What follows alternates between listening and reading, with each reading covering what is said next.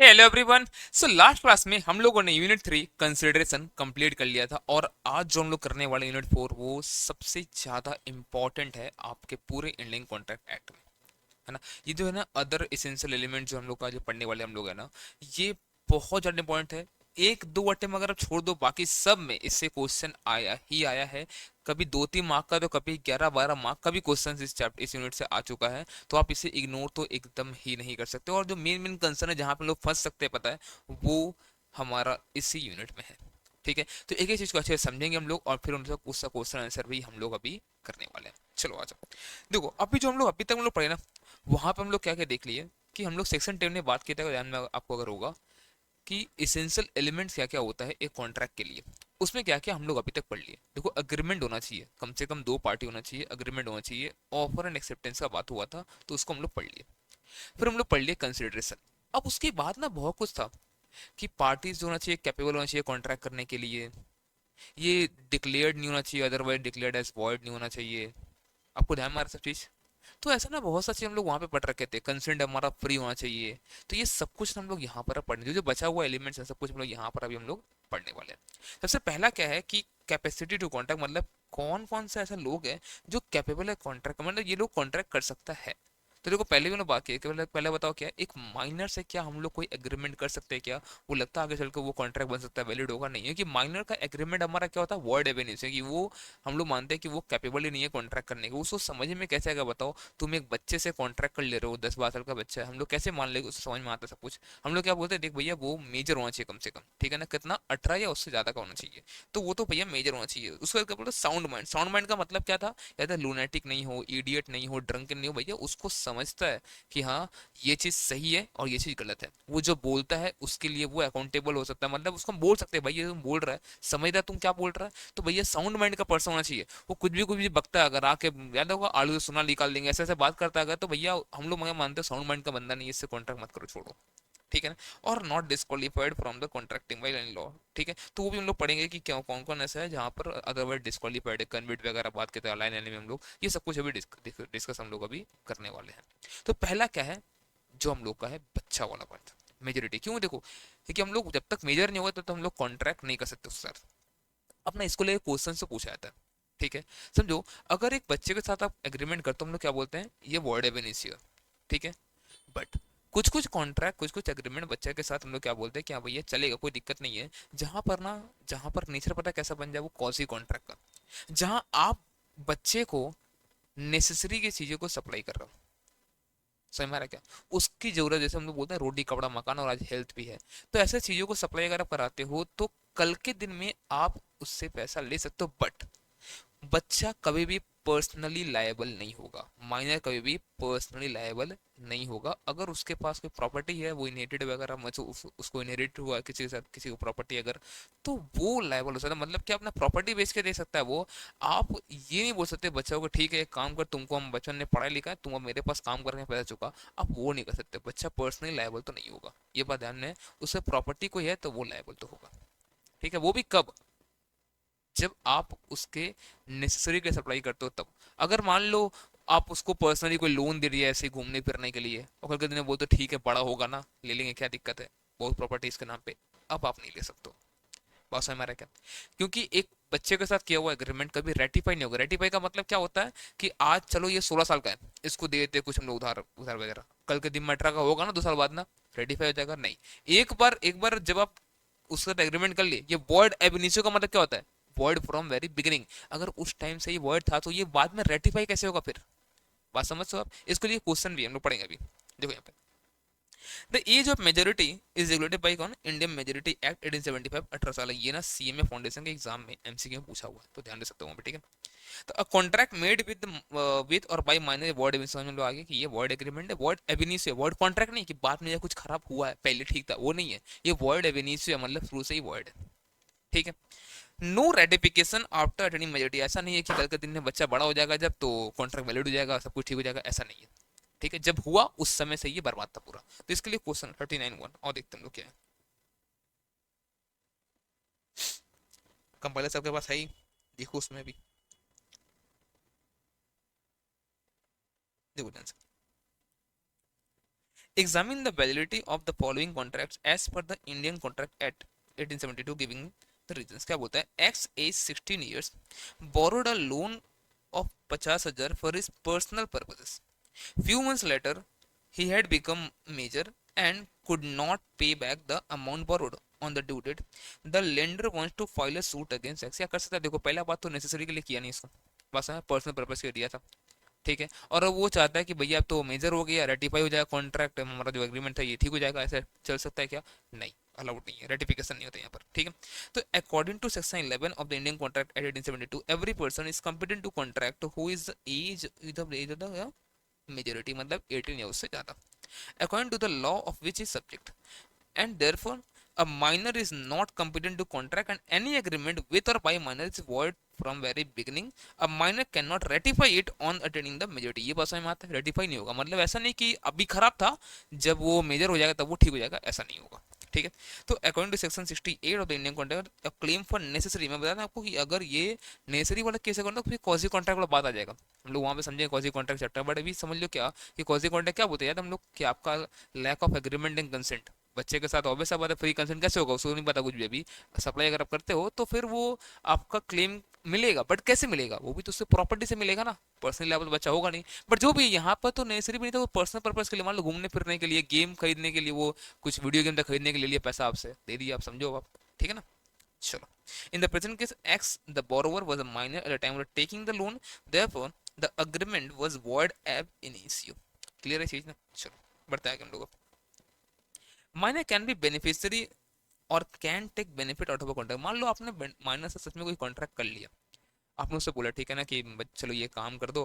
मान लो मैं कोई बच्चा को बोलता हूँ भैया तुम ये काम कर, मेरे ऐसे बुक वगैरह है, ठीक है ना, ये पूरा बुक है, मैं तुमको लिख के देता हूँ एक ये में, मतलब ऐसे नॉर्मल पेजेस में, मान लो मतलब पेज में ऐसे ही, तुम एक काम करो इसको पूरा अच्छे से मैं MS वर्ड में पूरा लिख के या पावर पॉइंट में बढ़िया सजा लो, पूरा इसको टिक कर दो, मैं तुमको दूंगा 10,000 रुपया इसके लिए, ठीक है। मैं उससे पूरा काम करा लिया ये। अब उसके बाद पता क्या बोलता हूँ उसको मैं नहीं दूंगा पैसा, क्योंकि बच्चा सा किया हुआ एग्रीमेंट वर्ड एवेन्यू। तब पागल है क्या? बच्चा का बेनिफिट का बात है, उसको मिलेगा, शोषण नहीं कर सकते ऐसे तुम बच्चे के साथ, बात समझ में आ रहा है क्या? तो अगर उसका है पैसा तो भैया उसको मिलना चाहिए, ये उसको मिलेगा, ठीक है। ए minor can always played minority, वो अपना जो माइनॉरिटी गेम है ना, होता है कहीं कहीं देखना, कुछ कुछ लोग अलग अलग कार्ड खेल जाता है बहुत बार, है ना, इमोशनल कार्ड खेल जाता है ना, बहुत जगह। जैसे ही अपना मतलब हारने का बारी आया, तुम कभी दीदी से लड़ाई कर लो, सब कुछ हो गया, जैसे वो उसको लग रहा है कि हाँ अब मेरे हाथ से गेम छूट रहा है, वो रो देगी, बात खत्म। तो वैसे ही ना बच्चा जो है ना अपना माइनॉरिटी का फायदा जहां तहां उठा सकता है, ठीक है। समझो जैसे क्या हुआ, मान लो वो किसी को बोल दे कि हम मेजर है, लेकिन बोलते 22 साल का, बहुत सारे ना बच्चों का होता ना अभी, मतलब 17 का ही है, बट देख के लगता है कि यार 19-20 का हो गया होगा, ऐसा लगता है बोल देख के। वो बोलता है कि 20 साल का हूँ, उसको क्या कहते हैं, कुछ से लोन ले लिया, मान लो उधार ले लिया कुछ, ठीक है। अब क्या होता है, वो फॉल्सली रिप्रेजेंट किया खुद को कि हम जो है वो मेजर है, और क्या हुआ, वो उधार ले लिया, पैसा मस्त उड़ाया, दोस्तों के साथ मस्त खर्च कर दिया वो। एक बात बताओ, क्या जो बंदा उधार दिया था उसको, क्या उससे मांग सकता है? ये बोल रहा कि ये झूठ बोला, ये माइनर था नहीं, मुझे माइनर बोला, तो नहीं, वो फॉल्सली रिप्रेजेंट किया, वो कर सकता, बच्चा वो कर सकता, कोई दिक्कत नहीं है। बट एक चीज समझो, क्या, अगर उस फॉल्स रिप्रेजेंटेशन की वजह से उसके पास कोई प्रॉपर्टी अगर है ना, प्रॉपर्टी समझो कैसे, वो प्रॉपर्टी अगर उसके पास है तो वो लोग उससे हम लोग रिकवर कर सकते हैं। सर समझे नहीं क्या बोलना चाह रहे? एक काम करते हैं, एक क्वेश्चन है हमारे पास इसके लिए, क्वेश्चन नंबर 40, और उससे तो समझते हैं हम लोग, ठीक है। आओ देखो, मैं ना क्यों नहीं बहुत ज्यादा एग्जांपल ले रहा हूँ बाहर का, पहला बात रिवीजन बैच अभी, ठीक है। दूसरा मैं चाह रहा हूँ कि आपका ना जो क्वेश्चंस ऑलरेडी एग्जाम में आया हुआ है या फिर RTP MTP में है, उसके ही समझा दूंगा एग्जाम्पल से, पता क्या होगा, आप एग्जाम्पल समझ जाओगे आप, और हाथों हाथ आपका क्वेश्चन भी डिस्कस हो गया, इसलिए मैं ऐसा कर रहा हूँ, वरना इन सबको नॉर्मली हम लोग तो एग्जाम्पल ले करते ही है, ठीक है। चलो क्वेश्चन नंबर 40 जो क्या हुआ यहाँ पे, बोला Rahul a minor falsely representing his age enters into an agreement with a shopkeeper for a loan amount रुपए, अमाउंट कितना बताओ, परचेजिंग अ लैपटॉप। तो भैया वो एक लैपटॉप परचेज करने के लिए क्या किया, खुद को बोला कि हम वो मेजर है, बट वो था नहीं, ठीक है। He gave his expensive watch as a security and took a loan of 40,000 रुपया। He was very happy to get 40,000 and quickly went to the market and purchased a laptop for 30,000। मतलब क्या किया, अपना मान लो उसके पास एक वॉच था, मान लो ठीक है, जैसे जैसे ये मान लो मेरा ये वॉच है, ठीक है, ये क्या किया, वो दे दिया गिरवी रख दिया उसके पास, तो ठीक है रखो इसको, और क्या करो आप ना, मुझे सर 40,000 का लोन दे रहे हो, दे दिया वो बंदा। 10,000 रुपया दोस्तों से उड़ा दिया पार्टी करने में, 30,000 का लिए लैपटॉप, ठीक है। He happily spent the rest of the amount for his friend on a pleasure trip. Okay. Later on, Rahul realized that his watch was an expensive watch and he should not have given like this to the shopkeeper. अब जब वो घूम फिर के आ गया, अब उसको लग रहा है कि यार ये घड़ी मेरे को नहीं देना चाहिए था, ये तो महंगा वाला है, पापा कूट देंगे जाएंगे तो, ठीक है। So he went back to the shopkeeper and asked for his watch back. Also he refused to repay the loan. एक तो मतलब बोला उसको, बोला कि मेरा पहले गाड़ी दो, अब बोल रहा हम पैसा भी नहीं देंगे। अब यहाँ क्वेश्चन नहीं कि ये जो बंदा था जो भी यहाँ पर जिससे वो ले रखा था उस शॉपकीपर से, उस शॉपकीपर से राइट क्या है अब। देखो पहला बात, शॉपकीपर उससे पैसा मांग नहीं सकता वापस, पहला बात तो ये है, पैसा देने को वो लायबल तो नहीं है, ठीक है। अगर उसके नेसेसरी के लिए भी होता ना तो भी वो पैसा देने पर्सनल लायबल नहीं होता, बट चलो यहाँ पर तो वो नेसेसरी के नहीं था, लैपटॉप ऐसे करता है। अब बात है 10,000 तो उड़ा चुका वो, उससे छोड़ दो, ये जो 30,000 का लैपटॉप उसके पास है ना, अगर ये लैपटॉप उसी के पास अभी भी रहा अगर, तो कोर्ट ये ऑर्डर कर सकता है कि ये लैपटॉप कम से कम दे दो उसको, शॉपकीपर को, बेसिक कुछ तो रिकवर कर लेगा भाई, बात समझते हो।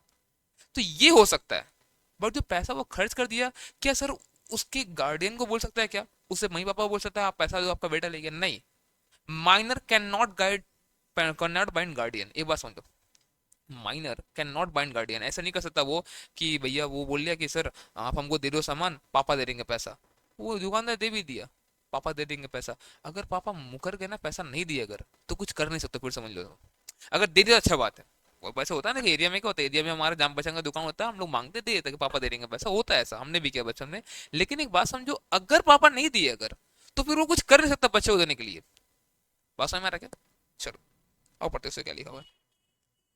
As per Section 11 of Indian Contract Act, a minor is not competent to enter into any contract. Any agreement with minor is void ab initio, means void from very beginning. When a person forms an agreement with minors, such an agreement is devoid of any legal consequences for the person because minor cannot be enforced by law. वैसा बात समझो, क्या समझो, मतलब बच्चा को डाले jail में अच्छा लगेगा तुमको, हाँ नन्ना मुन्ना बच्चा है यार, जेल में डाल दो उसको, अच्छा लगेगा बताओ। अभी बहुत लोग आप में से माइनर हो गए, है ना, अब कुछ लोग खुश हो रहा होगा पता सुन के सब, अच्छा ये सब करना है अब तो, अब तो ये सब करना है, ए बेटा नहीं करना है सब, छिया बात, ठीक है ना, छिया बात है ये सब। और देखो, however if minor obtains any property by fraudulently misrepresenting his age, अगर misrepresent करता है, धोखाधड़ी करता है, अपना एज गलत बताता है, he can be ordered to restore the property or goods thus obtained, अगर उसके पास रहा तो ध्यान रखना। although no action can be taken against him against the minor, but if he has the property, अगर उसके पास अगर है किसी दूसरे का प्रॉपर्टी जो वो लेके रखा है, तो ऐसे केस में उसको फिर लौटाने का ऑर्डर कोर्ट दे सकता है, ठीक है।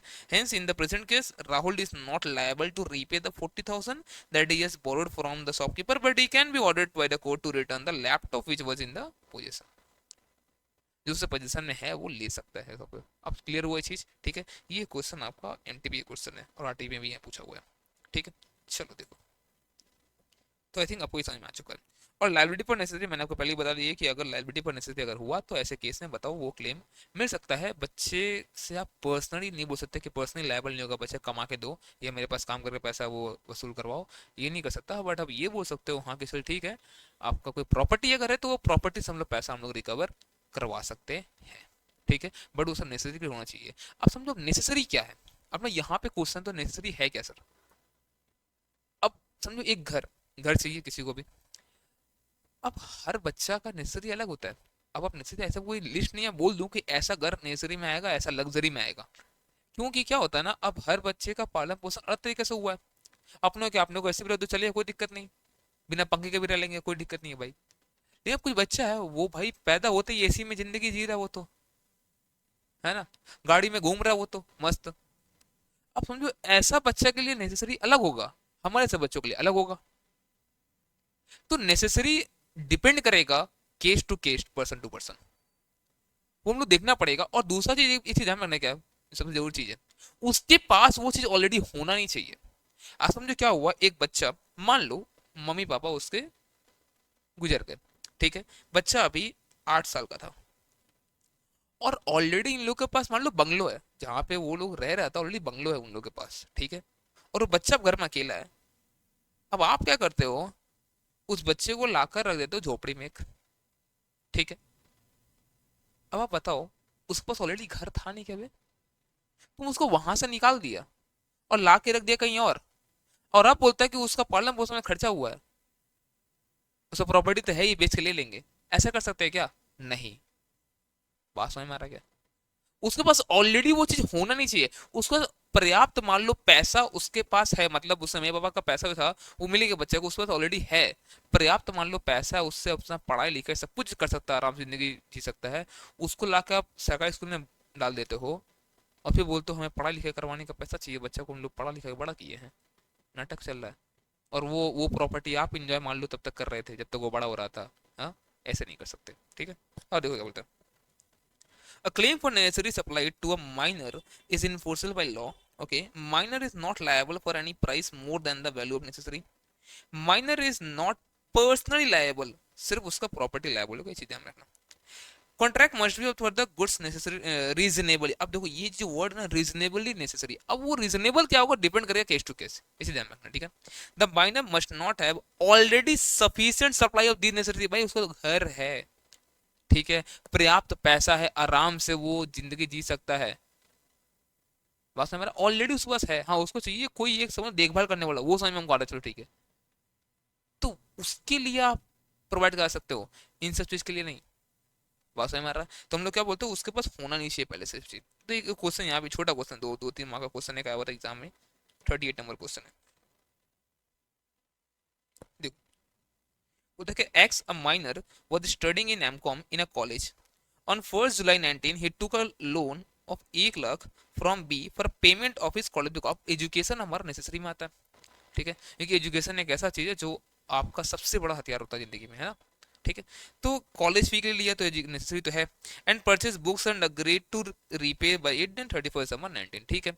तो ये सब कुछ वो अपने पढ़ाई में लगाया पैसा। X possesses asset worth rupees 9 lakh, 9 lakh का उसके पास एसेट है। On due date X fails to pay back the loan to B. B now wants to recover the loan from X out of his asset. ले सकता है क्या? हाँ ले सकता है, कोई दिक्कत नहीं है, उसके एसेट से उससे पैसा से मिल जाएगा। तो यहाँ पर ये सक्सीड कर जाएगा, ठीक है ना। तो बड़ी चीज समझो। अब तो आपके दिमाग में आएगा भैया मान लो किसी का प्रॉपर्टी अगर नहीं है तो देखो एक बात समझो बेटा, ये दुनिया ऐसी ना बहुत खत्म है, ठीक है। यहाँ कोई किसी को हेल्प नहीं करने वाला। आपको लगता है किसी का कुछ नहीं है प्रॉपर्टी वगैरह कुछ भी और किसी को हेल्प करेगा?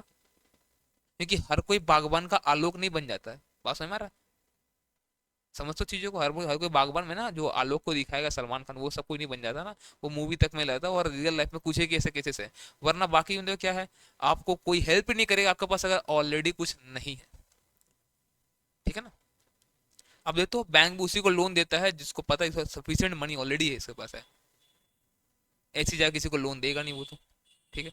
तो वैसे ही केस यहाँ पर भी है कि हम लोग ऐसे किसी बच्चे को प्रोवाइड करेगा ही नहीं कि जिसके पास कुछ है ही नहीं, जानता रिकवरी से कुछ हो ही नहीं सकता है, ठीक है। चलो, कॉन्ट्रैक्ट बाय गार्डियन, क्या गार्डियन कॉन्ट्रैक्ट कर सकता है on behalf of minor? Yes कर सकता है, बट बच्चे के बेनिफिट के लिए कर सकता है वो, बच्चे के लिए, बच्चे के भले के लिए कर सकता है, ठीक है। आप समझो, समझो क्या होता है यहाँ पर।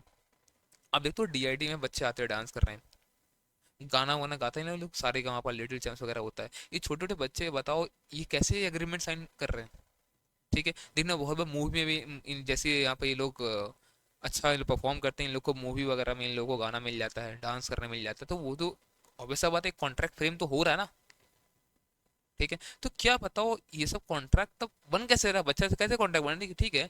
उनके गार्डियन के बिहाफ में, मैंने गार्डियन बनाएगा contract on behalf of that minor, और ये वैलिड है, बच्चे के बेनिफिट के लिए होगा तो, ठीक है ना। तो ये वैलिड हो जाएगा, ओके।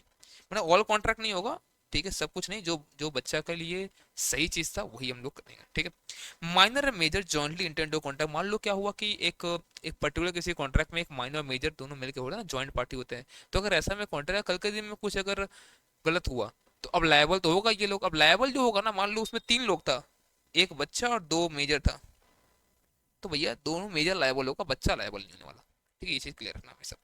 इंसॉल्वेंसी देख, ऑब्वियस बात है बच्चों को इंसॉल्वेंट डिक्लेयर नहीं होगा सकते हम लोग, ठीक है, ये तो आएगा नहीं।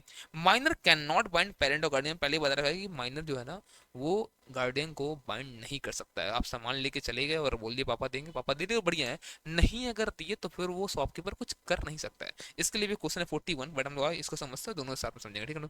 माइनर एज एन एजेंट, क्या माइनर एजेंट बन सकता है? एकदम बन सकता है, कोई दिक्कत नहीं है, बड़ी चीज समझो। कल के दिन में मान लो एजेंट कुछ कर दिया उल्टा पुल्टा, जैसे मान लो वो प्रिंसिपल उसको बोला था कि देख भैया इस पर्टिकुलर चीज को तुम 5 लाख के नीचे बेचना ही मत किसी को, वो बेच दे 4 लाख में, 4 लाख में बेच दिया वो बच्चा। मान लो क्या हुआ, मैं आपको रखता हूँ यहाँ पे, ठीक है ना, कि भाई देख तू एक काम कर, इस प्रॉपर्टी है मेरा एक, यहाँ पे इसको बिचवा दे 5 लाख में। अब यहाँ से बिकवा दो, कोई दिक्कत नहीं है, बिकवा दो 4 लाख में। अब आप माइनर हो, क्या आप आपके ऊपर मैं केस कर दूं इस 1 लाख का, बोलूं 1 लाख दो मुझे, मैं ऐसा नहीं कर सकता। बात समझो, ठीक है ना। और देखो, minor can be appointed as an agent but he is not personally liable for any of his acts, ये बात समझ में रखना। और एक चीज समझो, अब जो बंदा इससे खरीदा, मान लो आपसे जो बंदा खरीदा 4 लाख को प्रॉपर्टी, क्या उस बंदे को सही टाइटल मिलेगा? तो हम लोग सोगा जब पढ़ेंगे सेल्स ऑफ गुड्स वो समझेंगे, ऑब्वियस सा बात है उसको सही टाइटल मिलेगा, कोई दिक्कत नहीं है, ठीक है। और हम लोग क्वेश्चन देते हैं 41 42, 41 एंड 42। देखो यहाँ पर बोलता है क्या, परिधि a minor falsely representing her age enters into an agreement with an authorized laptop dealer, Mr. Mittal, owner of MP Laptops, for purchase of laptop on credit amount to कितना बताओ, 60,000 रुपये। 60,000 के लैपटॉप तो उधार में ले ली। On first August 22, on 1st August 22, she promised to pay back the outstanding amount with an interest इतना on by 31st, मतलब क्या, एक साल बाद बोली कि 1st August 22 को परचेस किया, बोले एक साल बाद आपको पे कर देंगे with an interest of 16% per annum. वाह, बढ़िया बात है। She told him that in case of won't be able to pay the outstanding amount, of father Mr. Ram will pay back on her behalf। अच्छा, आपको लगता है ऐसा होगा? तो नहीं, है ना, ऐसा नहीं होने वाला। After 1 year, when Paridhi was asked to pay her outstanding amount with interest, she refused to pay the amount and told the owner that she is minor and now he cannot recover a single penny from her। वो गंदा हुआ बेचारे के साथ। हाँ देखो, C will be a major on 1st Jan 25। तो क्या बताओ, उस समय वैलिड हो जाएगा ना, रेटिफिकेशन भी अलाउड नहीं है। And only after that agreement can be ratified. Explain by which of the following ways Mr. Mittal will succeed in recovering the outstanding amount with reference to the Indian Contract Act। कोनो वे नहीं, कुछ नहीं मिलने वाला। अगर laptop उसका रहेगा तो लैपटॉप वापस ले सकते हैं, ये सब हो सकता है। बट देखो क्या पूछता है, by filing a case against Paridhi minor for recovery outstanding amount. तो भैया ऐसा नहीं हो सकता, कैसे बताओ, बच्चे पे केस करके पैसा वापस लोगे, नहीं चलेगा। By filing a case against mister Ram father of परिधि फॉर रिकवरी आउटस्टैंडिंग, क्योंकि वो बोली थी कि हम मेरे पापा दे देंगे पैसा, तो minor can not bind what, guardian. वो लोग अपने पेरेंट्स को बाइंड नहीं कर सकते हैं भाई। आप ऐसे नहीं बोल सकते हो कि ठीक है आप दे दो हमको, पापा दे देंगे पैसा। देखो पापा दे दी तो अच्छा बात है, हम क्या बोले बार बार ये चीज हम यूज करेंगे कि पापा दे दी अच्छा बात है, लेकिन नहीं दे तो तुम जबरदस्ती नहीं कर सकते, पैसा मांग नहीं सकते हो। तो भैया केस कर लो, कोई फायदा नहीं है, पैसा नहीं मिलने वाला। By filing a case against Faridhi, a minor for recovery of outstanding amount after certain majority, ना, एकदम छोड़ भी ना करना, छोड़ भी ना, क्योंकि भैया यहाँ पर जो होगा ना, रेटिफिकेशन अलाउड ही नहीं है, ठीक है। तो आओ पढ़ते हम लोग। तो पहला वाला में वर्ड एबिनिशियो है, दूसरा minor can not bind parent और गार्डियन, ठीक है ना, और no ratification after attaining the age of majority. ऐसा हम लोग कर नहीं सकते, बहुत दुख है जिंदगी में। और देखो नेक्स्ट क्या बोलता है, mister Shekhar wants to sell his car, बढ़िया बात है। For this purpose he appoints mister Nandan a minor as his agent।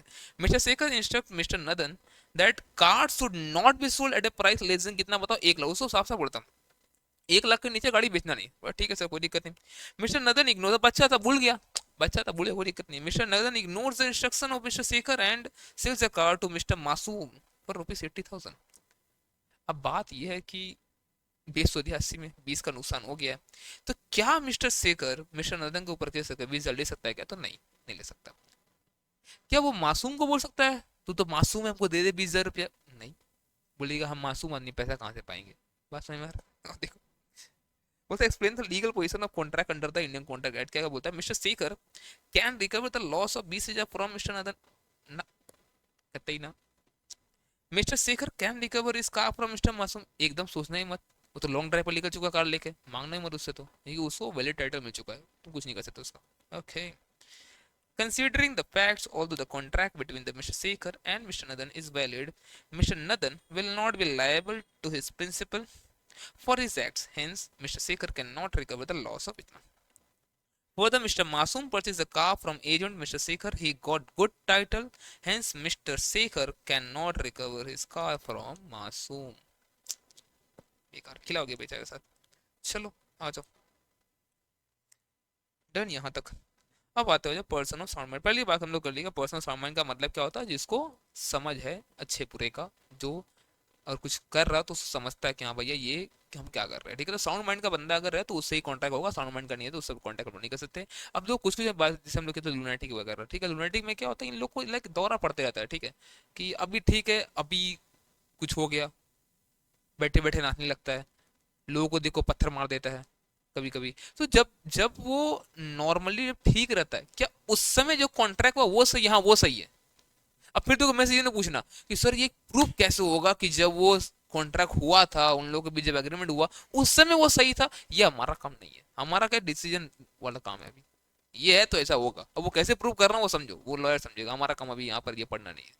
बात समझ रहे हो? तो हम लोग क्या बोलेंगे, देखो अगर ये प्रूफ हो गया कि जिस समय वो एग्रीमेंट हुआ था उस समय वो साउंड माइंड का बंदा था, उसको समझता था, उस समय वो सही था। अब जो कुछ कुछ एक लोग हैं, रात को 8-9 बजे तो हाई हो जाते हैं, पूरा एकदम हाई, मतलब आंख वहां चढ़ जाता है, पूरा लाल, समझ रहे हो, एकदम खेला हो जाता है। पीते पता च्यवनप्राश पीते, च्यवनप्राश ये लोग। अब समझो च्यवनप्राश पीने के पहले का अगर एग्रीमेंट हुआ तो बढ़िया बात है, और च्यवनप्राश पीते ही तुरंत में कुछ होता नहीं है, थोड़ा टाइम लगता है, तो उसमें भी तो मतलब अगर स्थिति में थे समझने के लिए अगर तो सही है।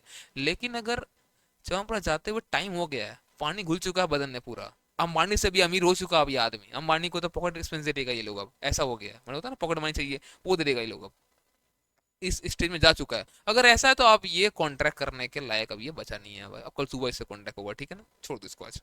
ओके। तो बोलते देखो पर्सन, देखो ये बोलो person is usually of unsound mind but occasionally of sound mind.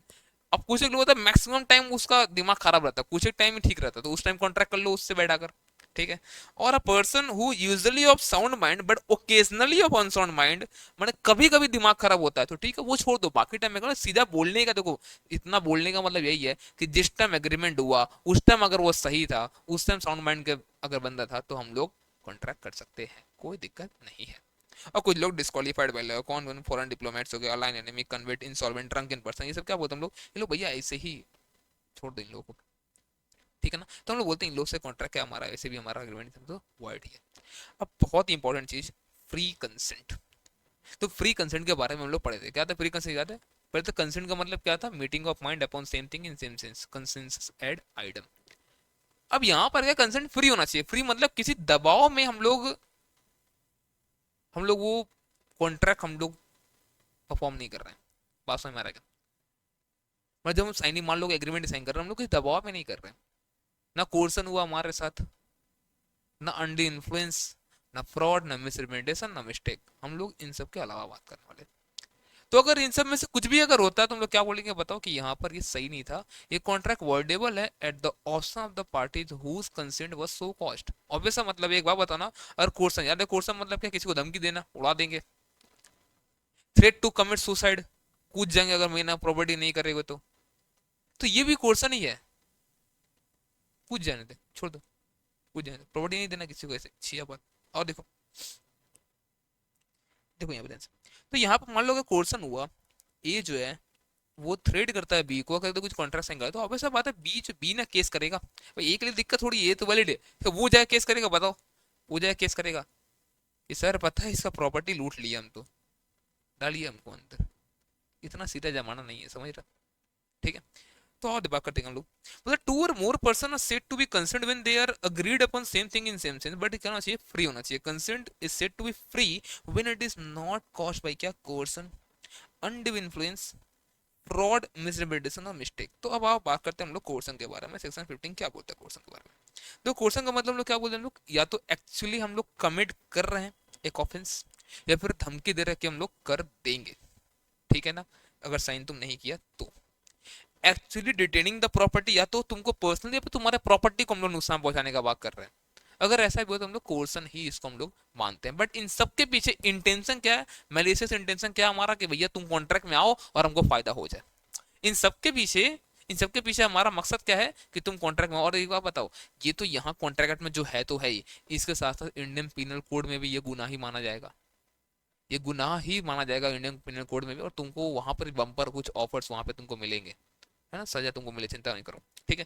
अब बात ये है कि यहाँ पर आप कॉन्ट्रैक्ट में आओ, यहाँ पर इफेक्ट क्या है इस कॉन्ट्रैक्ट का, देखो इफेक्ट पहले बात कर लो, वॉइडेबल है, बट ये वॉइडेबल किसके लिए है, at the option of the parties whose consent was so caused, यहाँ पर बी, बी के लिए ये यहाँ पर क्या बताओ, वॉइडेबल है। बी को जाके आवाज उठाना पड़ेगा, सर मेरे साथ गलत हुआ है सर, ये बंदूक दिखाकर सर मेरे मेरे बच्चा को सर ऐसे किडनैप करके रखा था ये लोग, और साइन करवाया सर मेरे से। और बी को ही प्रूफ करना पड़ेगा, बर्डन ऑफ प्रूफ बी के ऊपर रहेगा कि उसके साथ कोर्सन हुआ है, जो कि अंडर इन्फ्लुएंस में अलग होता है, समझेंगे हम लोग। यहाँ पर क्या, यहाँ बर्डन ऑफ प्रूफ, इसे प्रूफ किसको करना पड़ेगा, बी को, कि उसके साथ कोर्सन हुआ है। बात समझ में आ रहा क्या? तो contract is voidable at the option of the party whose consent was so obtained, also penal provision, bumper offer, वहां भी चिंता मत करो। अब मान लो कॉन्ट्रैक्ट सच में हो गया, वर्ड हो गया, वर्डेबल था, तुमने आवाज उठाया, सब कुछ सेटल हो गया, वर्ड सच में हो गया।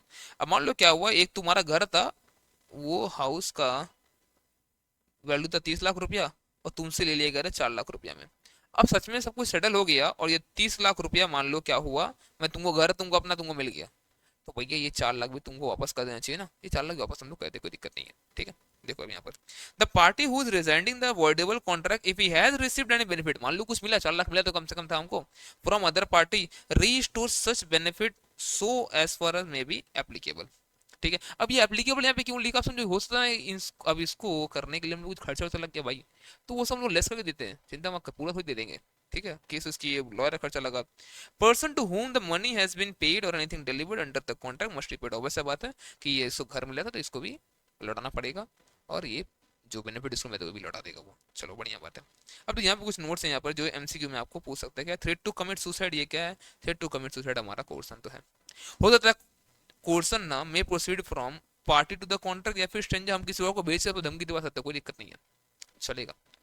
अब बढ़िए था मैं charging high rate of interest, या फिर हाई फी चार्ज करना, मान लो सर्विस दे रहा हम तुमसे हाई फी चार्ज कर रहे हैं भाई, मैंने होता है कि मान लो एक एक एक सीए ही है, वो अपने क्लाइंट से हाई चार्ज कर रहा है फी, तो अब ऐसा बात वो डिजर्व करता है, तुमको लगता है कि नहीं, तो तुम्हारे पास और भी रास्ता है भाई, तुम और किसी सीए को देख लो, चलेगा। या फिर ऐसा काम है जो कोई कर सकता है प्रोफेशनल, तो किसी लॉयर का देख लो, सीएमए सीएस और भी, या फिर दूसरा सीए किसी को देख लो। हम लोग क्या होता है, चार्जिंग हाई फी का भी कोर्सन नहीं होता, आपको आपको थोड़ी ऐसे कर रहे हैं, आपको यहाँ पर काम कराना ही पड़ेगा, नहीं तो ठोक देंगे आपको।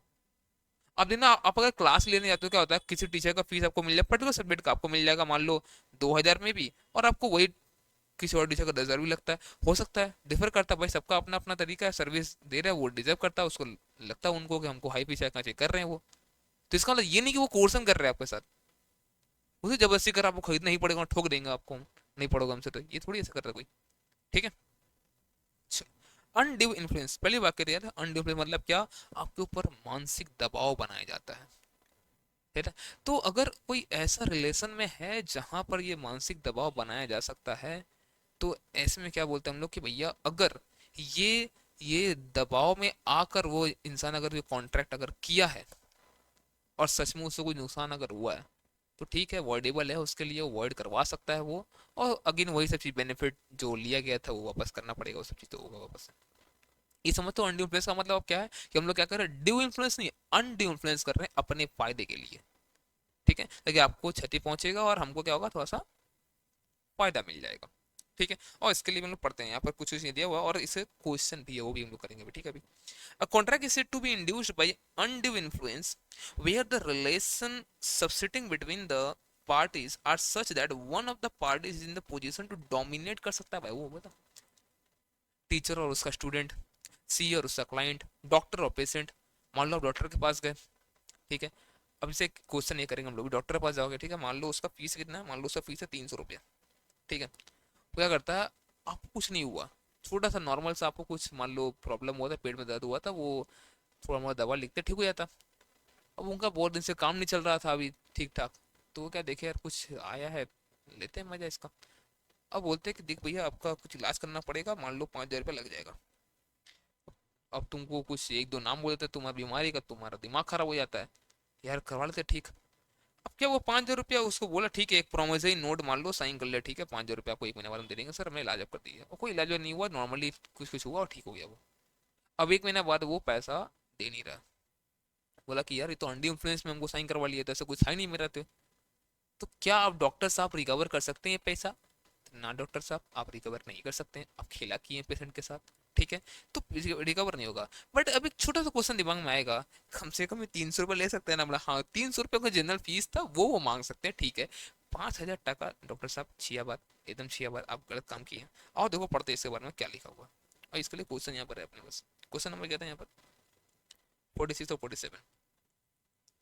तो 46 आ जाओ। चंदन was suffering from some disease and was in great pain। बहुत दर्द था, मतलब बहुत दर्द था बेचारे को।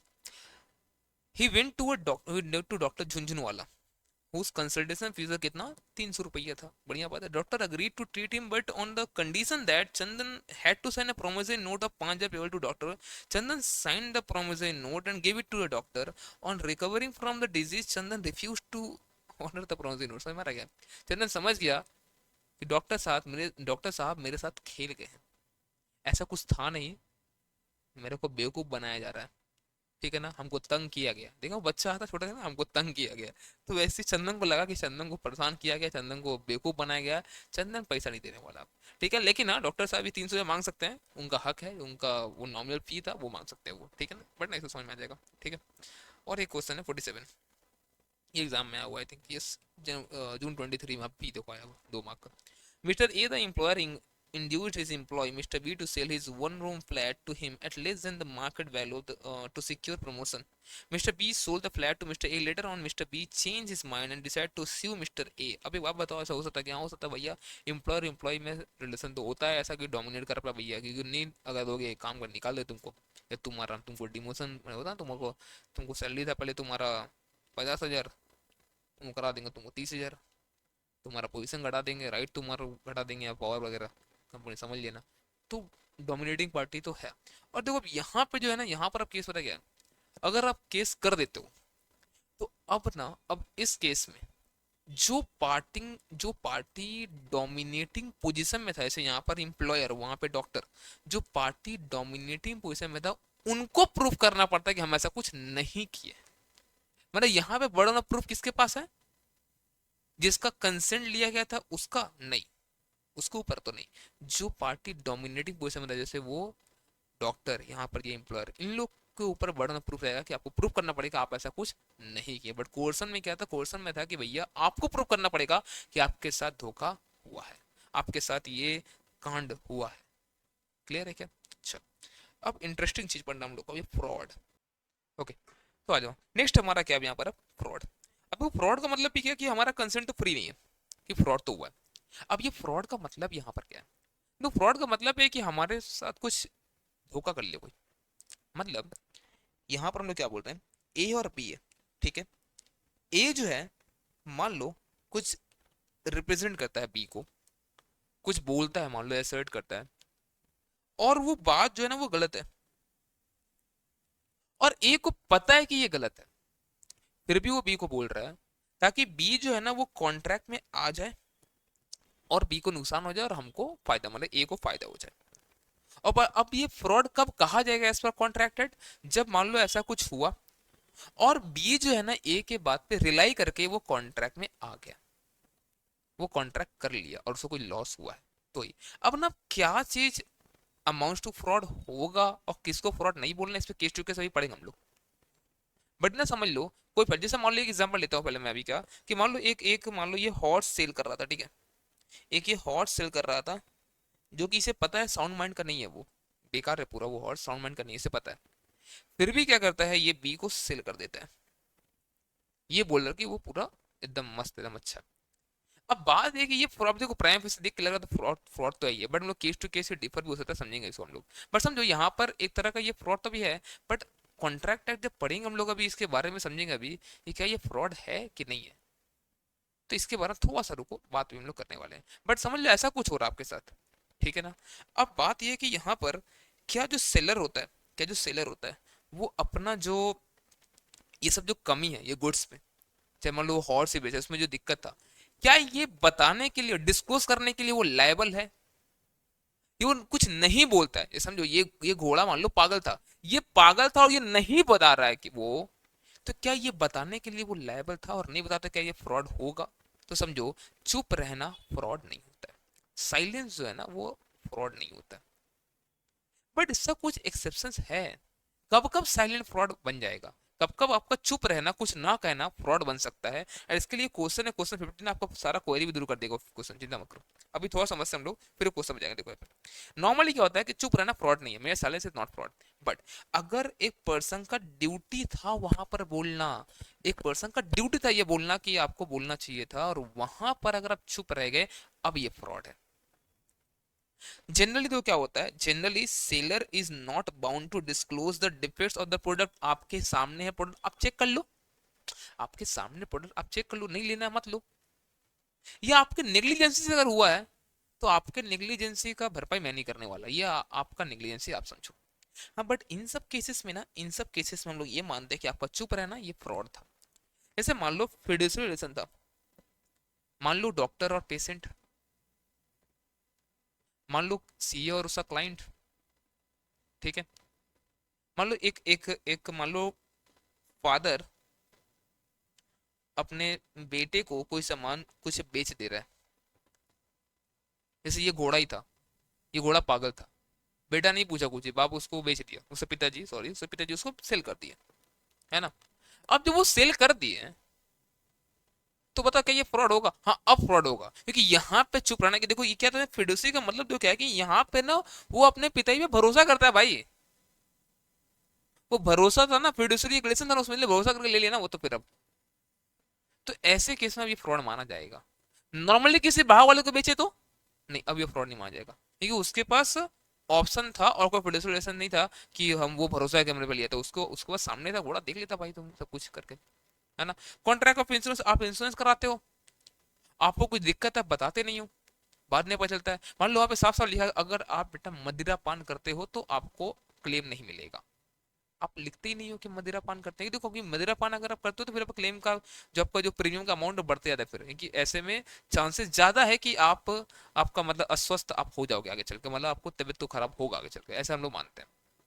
अच्छी चीज ये सब करना भी नहीं, ठीक है बेटा। कॉन्ट्रैक्ट ऑफ मैरिज, समझ रहे हो, शादी के टाइम कुछ बातों को छिपाया गया, छिया बात बेटा, कोई बात नहीं छिपाना।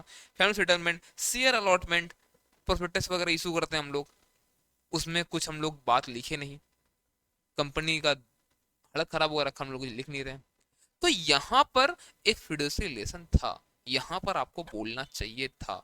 अगर आप यहाँ नहीं बोल रहे हो, आप गलत कर रहे हो, ये अमाउंट टू फ्रॉड होगा। या फिर जहां पर आपका चुप रहना इज अमाउंट टू स्पीक है, आपका चुप रहना इज अमाउंट टू स्पीक है। जैसे मान लो क्या हुआ, आपको जैसे मान लो अगला पर्सन आपसे परचेज कर रहा है, वो पूछ रहा है कि देखो इसमें कोई दिक्कत है क्या, आप इसको सर चेक कर लो अपने हिसाब से, आप पे तो भरोसा है हमको, आप चेक कर लो अपने हिसाब से, आप कल तक हमको बताओ। अगर आप कुछ नहीं बोलते हम मान लेंगे ये घोड़ा सही है, अच्छा है, कोई दिक्कत नहीं है। तो मतलब क्या, if you A says to B, if you do not deny it, I shall assume that the horse is sound। अगर तुम कुछ नहीं बोलते हम ऐसा मान लेंगे कि ये घोड़ा सही है। अब अगर अब अगर बताओ क्या है, अब अगर तुम कुछ नहीं बोलते हो, अब ये फ्रॉड की क्या होता है, इसको हम लोग बोलते हैं एक्टिव, बता क्या बोलते हैं हम लोग, इसको बोलते हैं एक्टिव कंसीलमेंट ऑफ फैक्ट। आपसे पूछा गया फिर भी आपने फैक्ट को छिपाया, एक्टिव कंसीलमेंट ऑफ फैक्ट। और ये जो होता है ना, ये वाला चीज नॉर्मली कि सेलर डिस्क्लोज नहीं करेगा, उसको बोलते हैं पैसिव कंसीलमेंट। और देखो पैसिव कंसीलमेंट को हम लोग फ्रॉड नहीं बोलते अनलेस वो इन सब केसेस में। तो पैसिव कंसीलमेंट क्या होता है, आपने पूछा नहीं मैंने बताया, डिस्क्लोज करने के लिए मैं भैया लायबल नहीं हूँ, सीधा मतलब यही है। सेल्स ऑफ गुड सेट नहीं, इस बारे में पढ़ेंगे हम लोग, ठीक है। आपको दिखता है, जब बोलता नहीं है क्या, सुनता है कहावत, कौन बोलता है मेरा अपना अंगूर खट्टा, कौन बोलेगा बता, कोई नहीं बोलेगा बेचते वक्त, वो तुमको देखना पड़ेगा, खरीदते वक्त तुमको चेक करना पड़ेगा, ठीक है ना। चलो, if there is a change in circumstances then the same should be communicated, it must be communicated to the other party, otherwise amount to fraud। obvious बात है, हम लोग कॉन्ट्रैक्ट कर रहे थे, कुछ सर्कमस्टांस से जो कि मान लो जिस घोड़ा का हम लोग बात करते, तो घोड़ा मर गया कल रात को, और हमको पता ही ये बात, आपको बताया तक नहीं, आपसे पैसा लिए जा रहे हैं हम लोग एडवांस के तौर पे, ये फ्रॉड है, ठीक है। When there is a partial disclosure of fact, आप कुछ एक बात बताते हो और आपका अनडिस्क्लोज फैक्ट बाकी बातों को झूठा कर देता है। जैसे मान लो आप डॉक्टर के पास जाते हो, आप उनको बताते हो कि सर मेरा मतलब लाइक मान लो हाथ में चोट लग गया कहीं, आप ये नहीं बता रहे हो मेरा एक्सीडेंट हुआ था 2 साल पहले, उस समय लगा था, और अब उसमें चोट आया है। अब आप बोलते हो कि सर मेरा भी दर्द दर्द दे रहा है, देखो दर्द दे रहा है ये सही है, हाफ ट्रूथ है ये, क्यों हो रहा बताओ उसको पहले, तो हाफ ट्रूथ भी अगर आप बाकी चीज डिस्क्लोज नहीं कर रहे हो तो फ्रॉड माना जाएगा। जैसे मान लो क्या होता है, पता है क्या होता है, आप किसी लड़की को बोलते हो कि शादी कर लो मुझसे, तुमको रानी की तरह रखेंगे, तुमको रानी की तरह एकदम रखेंगे बढ़िया से एकदम। लड़की खुश हो जाती है, चलो अच्छा है, अच्छा लड़का मिला है। शादी होता है, पता चलता है क्या रानी उसकी पहली बीवी थी। बाद में पता रानी उससे पहली बीवी उसको बोलता है उसकी तरह रखेंगे।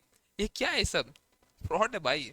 ठीक है, हाँ चलो, जो सब पार्टी सब छोड़ो, हाँ ये सब नहीं आना। और एक इन केस ऑफ फ्रॉडुलेंट साइलेंस, अगर वो चुप था, इन सब केसेस में साइलेंट, अगर चुप था वो, contract is not avoidable the option of the party. Normally क्या होता है कि जिस पार्टी का इंटेंशन ऐसे लिया गया, फ्रॉड इस हुआ है, हम लोग क्या बोलते हैं कि भैया उसको क्या बताओ, उसके पास ऑप्शन है कॉन्ट्रैक्ट को अवॉइड कर सकता है, कैंसिल हो जाएगा कॉन्ट्रैक्ट, डैमेजेस भी क्लेम वो कर सकता है।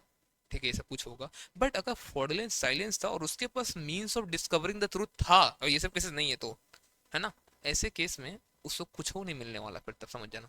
क्योंकि कॉन्ट्रैक्ट हम लोग फ्रॉड बोलते नहीं, फ्रॉड हुआ फिर तो समझ जाना। ओके, अच्छा, आज ये सब क्वेश्चन है, क्वेश्चन 50 ना आपको पूरा दिमाग भी क्लियर करा देगा ना। थोड़ा सा बात करते हैं 50 को लेकर आ जाओ। Question number 50, P sells by auction to Q a horse which P knows to be unsound। उसको पता है, एक बार घोड़ा में लोग बैठा तो वो कहाँ लेके जाएगा पता नहीं, पागल घोड़ा है यार वो। ठीक है, the horse appears to be sound, देखने में लगता था बहुत बढ़िया है, चोखो एकदम, देखने में अच्छा लग रहा था। But P knows about the unsoundness, अंदर अंदर पता था पी को, कोई बैठ के तो देखे इसके ऊपर, फिर देखो कहाँ लेके जाता है फिर ये। ठीक है ना, is this contract valid in the following circumstances. अब बता क्या क्या केस है, बोलता if P's is nothing about the unsoundness of the horse too, वो कुछ नहीं बताया घोड़े के बारे में, नहीं बताएगा वो नहीं बताएगा, वैलिड है कॉन्ट्रैक्ट, कोई फॉरवर्ड नहीं हुआ है।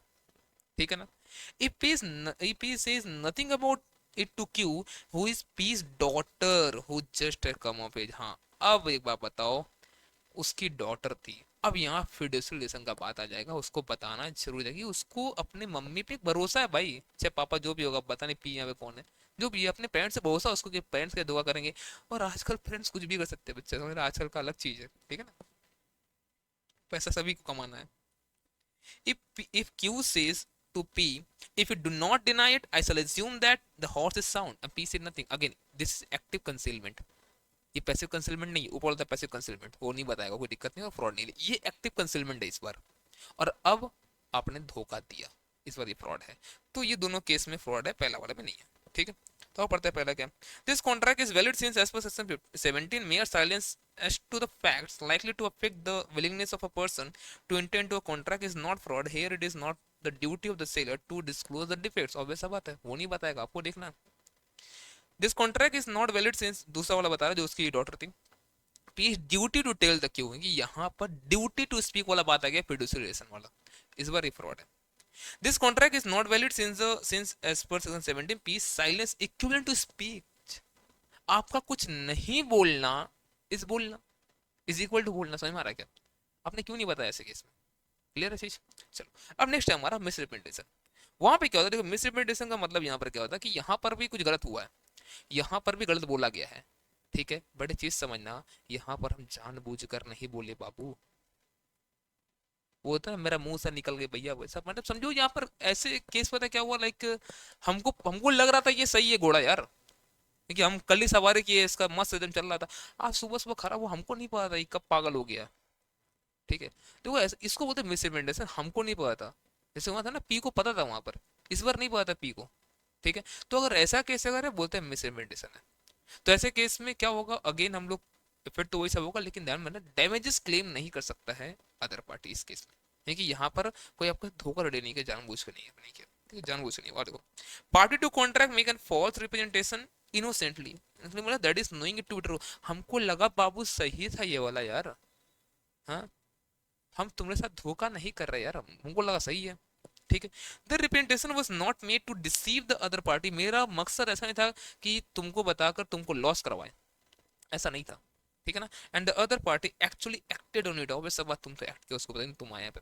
The injured party is entitled to repudiate the contract, cancel कर सकता है और sue फॉर द रेस्टिट्यूशन, मतलब क्या होता है समझेंगे हम लोग, but can not claim the damages, वो डैमेजेस नहीं मांगता। रेस्टिट्यूशन मतलब क्या होता है, वापस जो उसको मिला था बेनिफिट वापस करना पड़ेगा, ऊपर पड़े तुम लोग रीस्टोर करना।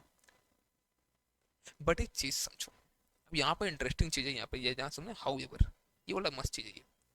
अब देखो क्या होता है, मान लो कुछ मिसरिप्रेजेंटेशन हो गया, मान लो कुछ मिसरिप्रेजेंटेशन हो गया, और क्या हुआ पता है, कुछ मिसरिप्रेजेंटेशन हो गया, और अब कल के दिन में तुम आकर अब बोलने भी लगा कि लाइक भैया ये क्या दे दिया आप, ये तो खराब। मान लो आपको घड़ी दे दी एक, मान लो आपको एक घड़ी दे दी है स्विमिंग, हम लोग बोले कि ये आप स्विमर लोग पहन सकते हैं आराम से, पूरा वाटर प्रूफ है, और कल के दिन में आप आके बताए सर वाटर प्रूफ है सर, इसको हम ये किया है तो खराब हो गया, तुरंत में खराब हो गया ये तो फिर, तो आप देखो आप डैमेजेस नहीं मांग सकते हो। मुझे लगा था कि ये वाटर प्रूफ वाला घड़ी है, मैंने गलती से आपको दे दिया, मुझे नहीं पता वाटर प्रूफ नहीं है, मिसइंप्लीमेंटेशन हुआ, यहाँ पर फ्रॉड नहीं किया। आप डैमेज क्लेम नहीं कर सकते हो, आप कॉन्ट्रैक्ट कैंसिल कर सकते हो, आप डॉक्टर रिस्ट्रिक्शन नहीं बोल सकते हो क्या कि भैया ठीक है कॉन्ट्रैक्ट कैंसिल करो और जो पैसा हम दे रहे सर आप हमको वापस कीजिए, हम दे देंगे, वो चलेगा। लेकिन समझो आप क्या कि ये सब कुछ जान करके अब तो पता चल गया कि ये आपका वाटर प्रूफ नहीं है, अब आप बोले ठीक है कम से कम इसको बना दीजिए, पहन तो सके हम। अब घड़ी आपको ठीक कर दिया आपको हम, अब एक बार घड़ी अगर ठीक कर दिए, कल के दिन में फिर अगर आप ऐसा कुछ करते हो, फिर आगे बोलते हो खराब आप दे दिए हमको, अब ना कॉन्ट्रैक्ट कैंसिल होगा, ना वो रेस्टिट्यूशन का बेनिफिट मिलेगा, और ना ही आप कुछ कर सकते हो। अब तो क्योंकि आपको एक बार पता चल गया था, अब आपको अवेयरनेस था इस चीज का कि ये गलत है, और फिर भी आप उससे समझौता अगर कर लेते हो, उसके बाद डैमेजेस कुछ एक रिपेयरिंग का चार्जेस ये सब का माफ करवा के अगर, तो अब आप मुझसे कॉन्ट्रैक्ट को कैंसिल नहीं करवा सकते हो। ठीक है, और इसके ऊपर भी क्वेश्चन है 52, और उसके पहले था 54, तो हम लोग पहले 52 पढ़े पढ़ते हम लोग। ठीक है, देखो यहाँ पर क्या हुआ। Sohan induced Suraj to buy his motorcycle, saying that it was in very good condition. After taking the motorcycle, Suraj complained that there were many defects in the motorcycle. Sohan proposed to get it repaired and promised to pay 40% of cost। ये बोला ठीक है देखो हुआ है कुछ, हमको नहीं लगा था कुछ गलती है, कुछ उसमें दिक्कत है, हमको लगा ठीक है हम तुमको बेच दिए यार, मिसइंप्लीमेंटेशन हो गया ठीक है, हुआ था। तो ये बोलता ठीक है रिपेयरिंग करा तो 40% हम दे देंगे, मतलब आज आ जाएगा तुमको 1000 रुपये तुमको लग रहा है बनाने में, अगर चलो 400 हम दे देंगे। अब जैसे ये समझौता कर लिया ना 40% लेके, कल के दिन में भी कॉन्ट्रैक्ट कैंसिल नहीं करवा सकता है। और देखो after few days motorcycle did not work at all, now Suraj wants to resign the contract. क्या ऐसा होगा? नहीं, अब ऐसा नहीं होगा। रीजन क्या है? ऐसा रीजन ये है कि वो समझौता किया, फैक्ट के बारे में अवेयरनेस होने के बाद भी वो क्या किया, रिपेयरिंग चार्जेस लेके वो खुश हो गया, तो रहो खुश अब तो। In the instant case the aggrieved party, agree party में जिसको दर्द हुआ, जिसको चोट पहुंचा है, चोट किसको पहुंचा रहे हैं यहाँ पर बताओ, किसको सेल हुआ था? सूरज को, है ना, सूरज। In case of misrepresentation by the other party can avoid or resign the contract. The aggrieved party loses the right to resign the contract if he, after becoming aware of the misrepresentation, takes a benefit under the contract or in some way affirms। मैं देखो यहाँ पर तुम जो पैसा ले रहे हो इससे तुम कंफर्म करवा दे कि हाँ अब तुमको इस डिफेक्ट का पता तुमको चल चुका है, बाइक ठीक नहीं है, ये बाइक में दिक्कत है तुमको, ये तुम अफर्म कर दिया, मैं तुम ये बोल देगा हमको पता चल गया। तो अब पता चलने के बाद भी जब तुम अग्री किया ही था, तो अब तुम किस मुंह से आके ये बोलते हो कि ये बाइक ठीक नहीं है यार? तुमको तो पता चल गया था पहले बाइक ठीक नहीं है, तुम क्यों समझाता क्या? तुम उस टाइम बोलता ठीक है बाइक रख लो, पैसा लेगा दे दो वापस, चलेगा, वो ठीक है, वो ठीक होता। लेकिन अब जब तुम रिपेयरिंग का तुम खर्चा तुम ले लिया ना, अब तुम नहीं मांगता कुछ में, ठीक है। Accordingly, in the given case, Suraj could not resign the contract as his acceptance to the offer or to someone to bear 40% of the cost of repair implied the amount to final acceptance of the sale। ठीक है, चलो 54। Mr. Syam owned a motor car. He approached Mr. Vikas and offered to sell his motor car for 3 lakh। Mr. Syam told Mr. Vikas that the motor car is running at the rate of 30 kilometers per liter of petrol। Both the fuel meter and the speed meter of the car were working perfectly। मैं बता आपको example ये शायद मैंने ये रही थी कि फुल मीटर वर्किंग, ये सब स्पीड मीटर सब कुछ अच्छा चल रहा था, आपको चेक करना था। Mr. Vikas agreed that a Syam proposal on the proposal of Mr. Syam and took delivery of the car by paying 3 lakh to Mr. Syam। After 10 days, Mr. Vikas came back with the car and stated that the claim made by Mr. Syam regarding the fuel efficiency was not correct and therefore there was a case of misrepresentation referring to the provision of Indian contract। क्या ये सब कर सकता है? तो भैया देखो ऐसा नहीं कर सकते। क्यों? आपके पास साफ साफ यहाँ पर means of discovering the truth था, आप चाहते आराम से थोड़ा दिन, मतलब बोलते कि हमको टेस्ट ड्राइव चाहिए, गाड़ी यूज करना करके आप बताए थे कि भैया आपका ये जो आपने माइलेज का बात किया वो एकदम ही बेकार है, रद्दी एकदम आपका ये क्लेम है, ये इसमें माइलेज इतना है नहीं, ठीक है ना। और पढ़ते हम लोग। As per the provision section 19 of the Indian Contract Act, when consent over the agreement is caused by coercion, fraud, misrepresentation, the agreement is a contract is voidable at the option of the party whose consent was so caused। A party to contract whose consent was so caused by the fraud or misrepresentation may, if he thinks fit, insist that the contract shall be performed and that he shall be put in the position to which he would have been. ये क्या होता है, ये हमारा होता है कि भैया कि अगर आप जो बोले सही होता तो हमको क्या होता आज देखो, मतलब क्या कि अगर ये बोलते ये लाइन अभी हम लोग को आएगा, ये इसमें क्या होता है मतलब समझो कि आप जो बोल रहे हैं ना ये चीज अगर ये सही होता तो क्या होता, हमको वही चाहिए। हमको मतलब ऐसा ही गाड़ी 3 लाख में नहीं चाहिए हमको, हमको आप ऐसा ही गाड़ी दो जिसका माइलेज इतना हो, ऐसा बोल सकता था वो। ठीक है, बट इससे एक्सेप्शन जो क्या है, in such if such concern was called by misrepresentation और by silence fraud within the meaning of section 17 the contract nevertheless is not voidable if the party whose consent was so called had the means of discovering truth। भाई तुम्हारे पास था ना ordinary diligence थोड़ा सा, उससे तुम अगर देखो स्पीडोमीटर खराब होता, अगर फ्यूल एफिशिएंसी अगर उसको हमें चेक करने का तरीका नहीं पता होता और खराब होता, मतलब वहां पे कुछ है ही नहीं और तो हम बोल सकते थे। बट यहाँ सब कुछ सही था यार, तुम आराम से गाड़ी लेता और उसको बोलता हमको टेस्ट ड्राइव चाहिए और चला कर कुछ 1-2 दिन के लिए बोलता, हम देख सकते थे आराम से। बट तुम ऐसा किया नहीं। हाँ, और उस समय क्या होता, मान लो अगर ये जो तुम जैसे बोले ना ये कि सर हमको, हम उससे बोले चलाने देने को, वो नहीं दिया था, बात समझ में आ रहा है क्या? हाँ, इस बार अब वो फ्रॉड बना जाएगा, बात समझ में आ रहा है। बट यहाँ पर तो आपको दिया गया था, अगर आप बोलते तो आप नहीं मांगे, आप समझो यहाँ पर एक्टिव कंसीलमेंट नहीं पैसिव कंसीलमेंट ऑफ फैक्ट अगर। ठीक है, in the situation given in the question both the fuel meter and speed meter of the car were working perfectly. Mr. Vikas had the means of discovering the truth with the ordinary diligence. Therefore, the contract is not voidable. However, Mr. Vikas cannot resign the contract on the above ground. इस ground पे तो contract resign नहीं होगा, कोई other ground होता तो देखते हम लोग। क्लियर है अच्छी तरह से? चलो, आई थिंक आपको पूरा तरह से क्लियर है। तो अब नेक्स्ट एंड लास्ट हमारा प्री कंसेंट के अंदर है क्या हमारा मिस्टेक। देखो मिस्टेक मतलब यहाँ पर क्या होता है, अब पार्टीज जो है दोनों मिस्टेक में है कोई चीज का। ठीक है, अब वो मिस्टेक हो सकता है फैक्ट का हो सकता है वो लॉ का हो। पहले बात करते हैं अगर मिस्टेक फैक्ट का है तो कैसे क्या बात करेंगे। देखो अगर मिस्टेक अगर फैक्ट का है, अब वो फैक्ट में कैसा या तो हो सकता है हमारा पॉसिबिलिटी ऑफ परफॉर्मेंस, वो पॉसिबल था ही नहीं परफॉर्म करने को। ठीक है, जैसे मान लो क्या हुआ, हम आपसे कॉन्ट्रैक्ट कर रहे हैं कि हम आपको कल सुबह ये सामान आपको बेच देंगे, मेरे गोडाउन में रखा हुआ कोई दिक्कत नहीं। बट मुझे नहीं पता यहाँ पे रात पे आग लग चुका था, और मतलब रात में आग लग चुका है और ये सब कुछ जल के रखा हो गया, सब खत्म हो गया। अब बताओ क्या पॉसिबल है कॉन्ट्रैक्ट को परफॉर्म करना, है यहाँ पर तो नहीं। ठीक है, या फिर हो सकता है सब्जेक्ट मैटर में कोई चीज़ हम लोग का अगर क्वालिटी में क्वांटिटी साइज कहीं पे भी अगर कोई मिस्टेक में हम लोग अगर है, अगर देखो अगर दोनों ही पार्टी मिस्टेक में हो तो फिर कॉन्ट्रैक्ट की वर्ड हमारा एग्रीमेंट वर्ड हो गया। लेकिन अगर एक पार्टी मिस्टेक में है तब तो कॉन्ट्रैक्ट भैया वैलिड होगा, कोई दिक्कत नहीं है। अब आता है mistake of law. Mistake of law का मतलब यहाँ क्या होता है, अब लॉ का कोई प्रोविजन हम लोग को नहीं पता, क्या हम इसको लेके एक्सक्यूज बना सकते हैं। तो देखो दो लॉ का डिस्ट्रिक्ट हो सकता है, एक तो होता है अपना लॉ मतलब जो अपना कंट्री का लॉ है, दूसरा था फॉरेन लॉ। देखो फॉरेन लॉ में थोड़ा एक्सक्यूजेबल तो है, हम लोग वहां पर वैसे ट्रीट करते हैं जैसे हम लोग मिस्टेक ऑफ फैक्ट को ट्रीट करते हैं, वैसे हम लोग यहाँ पढ़ेंगे, ये समझ लेना बस। लेकिन अगर ओन कंट्री का लॉ हुआ ना, समझो यहाँ पर ये कोई एक्सक्यूजेबल लॉ नहीं है, मैंने एक्सक्यूजेबल ऑफेंस नहीं है। समझो क्या हुआ, आप कल के दिन में किसी का मर्डर कर देते हो, आपको कटघरे में खड़ा किया था, आप बोलते हो क्या हमको माँ कसम बोल ले नहीं पता था कि इसके लिए जेल जाना पड़ता, हम नहीं करते, हमको नहीं पता था ये ऑफेंस पनिशेबल है ऐसे करके, माँ कसम छोड़ दिया, माँ से नहीं करेंगे किसी को। कोई बढ़िया बढ़िया बात, तुमको नहीं पता था अब पता चल गया है, पहले जेल चलो, चलो अभी जो किया कांड अभी पर चलो अंदर। तो भैया एक्सक्यूजेबल नहीं है कि हमको तो नहीं पता, हमको छोड़ दीजिए। क्लियर है? तो ये हमारा कंसेंट को लेकर तो यहाँ से क्वेश्चंस जनरली आ सकता है, और जहाँ पर ज्यादा इंपॉर्टेंट हमको लगता है फ्रॉड और मिसरिप्रेजेंटेशन, जहाँ से ज्यादा क्वेश्चन अपने को पूछता है। ठीक है, और जब लीगलिटी ऑफ ऑब्जेक्टिव कंसिडरेशन आपको ध्यान होगा, ये भी हमारा एसेंशियल एलिमेंट में था। तो लीगलिटी ऑफ ऑब्जेक्टिव कंसिडरेशन इसका मतलब क्या होता है, देखो मैं हमने पहले बात किए थे कॉन्ट्रैक्ट का जो आपका ऑब्जेक्ट है और जो कंसिडरेशन आपको मिल रही है दोनों ही लीगल होना चाहिए।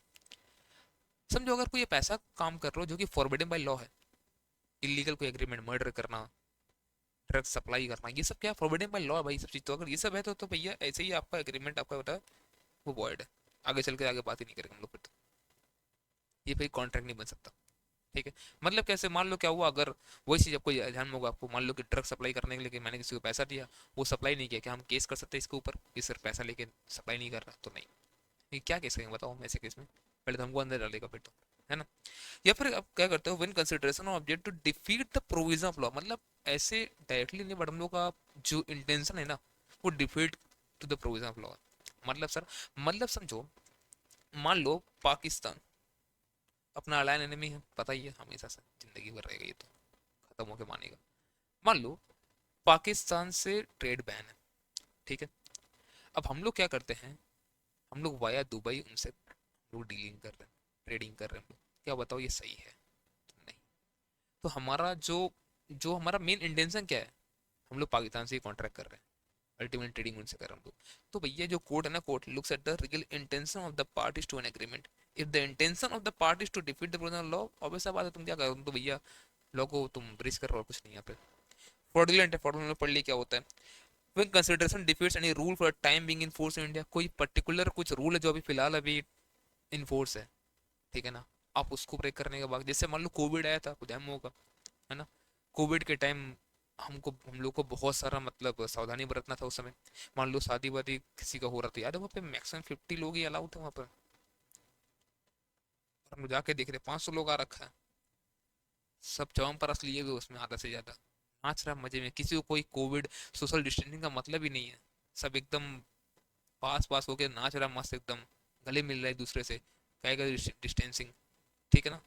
विन कंसिडरेशन इमोरल, इमोरल का मतलब क्या था बताया था आपको, वो डाइवोर्स वाला केस, इमोरल ये सब चीज। और या तो फिर oppose to public policy, public policy मतलब क्या समझो कि आप पब्लिक की निगाह में गिर जाओगे ऐसा आप काम कर, मतलब पब्लिक पॉलिसी मतलब क्या समझ आ रहा है आपको, आप मतलब इन जनरल सबको हानि पहुंचा सकते हो, वैसा काम है सब।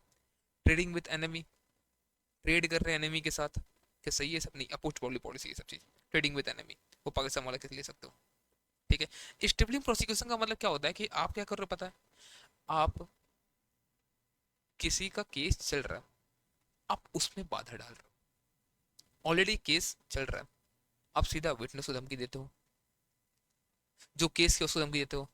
मान लो किसी के बेटे का मर्डर हो गया, ठीक है, और वो केस करता है जिन लोग मर्डर किया उन लोग पे, वो बोलता है दूसरा दूसरा बेटा को भी खर्च करते क्या, क्या चाहते हो, केस ले रहे हो वापस कि इसको भी खिला कर दे, दोनों केस इस साल लड़ते रहना, ऐसा ऐसा काम कर रहा है यार। तो स्टिबलिंग प्रोसिक्यूशन मतलब केस चल रहा है उसमें बाधा डालना। अब पता है इसका ना, इसका दुविधा में हो सकता है, और अभी आगे चलेंगे कुछ कुछ बात मिलता है हम लोग को, वहाँ डिफरेंस समझेंगे हम लोग, फिर समझ में हम लोग को आएगा, ठीक है।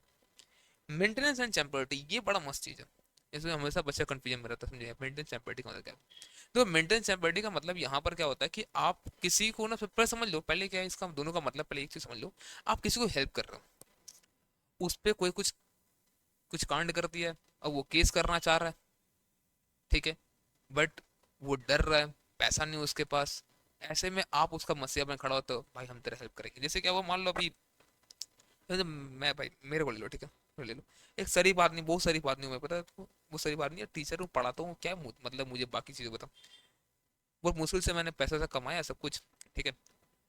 अब क्या हुआ, एक मान लो एक ऑफिस लिया था अपना, एक सेंटर, ये स्टूडियो है मेरा ये यहाँ पे, ठीक है। अब क्या हुआ यहाँ पर ये ऑफिस कब्जा करके बैठ गया कोई, बोलते छोड़ो यहाँ पर हमारा क्लब बनेगा, ठीक है, कुछ लोग आ गया बोले क्लब बनेगा यहाँ पर। मैं शरीफ आदमी यार, मैं कुछ कर भी नहीं पा रहा हूँ, और ये लोग इतना पैसा तो खिला दिया पार्टी वार्टी को, और मैं जस्ट अभी सीए बना हूँ, और मान लो पढ़ाने स्टार्ट किया हूँ, तो पैसा कहाँ से आएगा बता मेरे पास। अगर सीए बन के मैं जॉब करता था कुछ करता तो पैसा आता, समझ में आता है। मैं सीए बना जस्ट अभी मान लो 2 महीने पहले सीए बना हूँ, और कुछ मेरे पास है भी नहीं यार तुरंत में, ठीक है, मैं क्या करूँ अभी, यार दिल हार कर बैठ गया।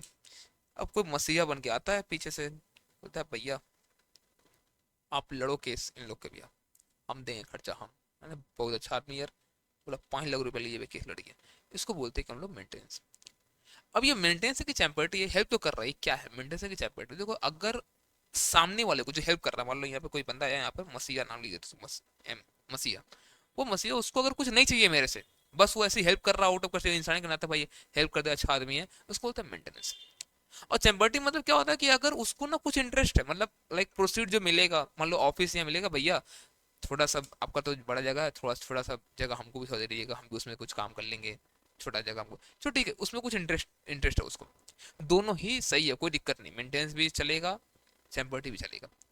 तो भैया दिक्कत कहाँ आएगा, दिक्कत तब आएगा जब वो चैम्पर्टी वाले केस में जहाँ पे इंटरेस्ट आपको है ना, वहां पर आप इतना ही शेयर मांग लो यार कि हम ही को लगे यार, छोड़ दो वही लोग ले रहा, गुंडा था वो लोग, कम से कम ठीक था, आप बोलते हो 90% जगह ना भैया आप हम ही को दे देना। हम बोले रे वो लोग गुंडा गलत आदमी था, गलत कर रहा, सब कम समझ में आता, चल ठीक है, तुम सियाना हमें तो केस लड़े, तुम पैसा भी दे रहे मानते केस लड़े, एक तो हम सब करने को 90% तुम ही ले लेगा अगर, ये क्या नाटक कर रहा भाई, बात समझता है? या फिर उसका कुछ मेलिशियस इंटेंशन है? कैसा मेलिशियस इंटेंशन है? मान लो जगह तो यहाँ पर है ही अच्छा खासा, तो सर आप तो पढ़ाते हो इतना जगह में, हो जाएगा सर आपका तो काम, हमको थोड़ा जगह देना सर, उसमें कुछ काम करें, हाँ कर लें, कोई दिक्कत नहीं है, क्या काम करना, सब बम बनाना हमको। अच्छा, हम सर लोगों का किडनी निकाल दो, किडनी ला के यहाँ रखना है, अरे पागल वागल है कि क्या कर रहे हो बे तुम? बात समझता है? कुछ मेलिशियस इंटेंशन ऐसा उसका, तो भैया चैंपर्टी चलेगा, कोई दिक्कत नहीं, लेकिन अगर ऐसा कुछ हो गया 90% मांग रहा है या मेलिशियस इंटेंशन है, तो ऐसा कैसे फिर वो, तब तो फिर लीगलिटी ऑफ ऑब्जेक्ट कंसिडरेशन हमारा डिफीट हो जाएगा ना, फिर तो अपोस्ट वाली पॉलिसी आ जाएगा यहाँ पर। ठीक है, देखो यहाँ पर answer, maintenance is an agreement in which a person promise to maintain suit in which he has no interest, कोई इंटरेस्ट नहीं उसको, उसमें दे दिया, भला आदमी था, दूसरा भला आदमी का हेल्प कर रहा था, कुछ नहीं। Separate is an agreement in which a person agrees to assist the another in litigation in exchange of a promise to hand over a person of the proceeds of the जो हमारा action होगा, कुछ हम दे रहे हैं sir, दिक्कत नहीं, कुछ दे देंगे हम लोग, कोई दिक्कत नहीं। The agreement of supplying funds by way of maintenance separate is valid unless it is unreasonable so as to unjust the other party, में समझो 90% हमसे तुम ही मांग ले रहे हो यार, ऐसे कैसे चलेगा बताओ? हाँ कैसे चलेगा ऐसे बताओ?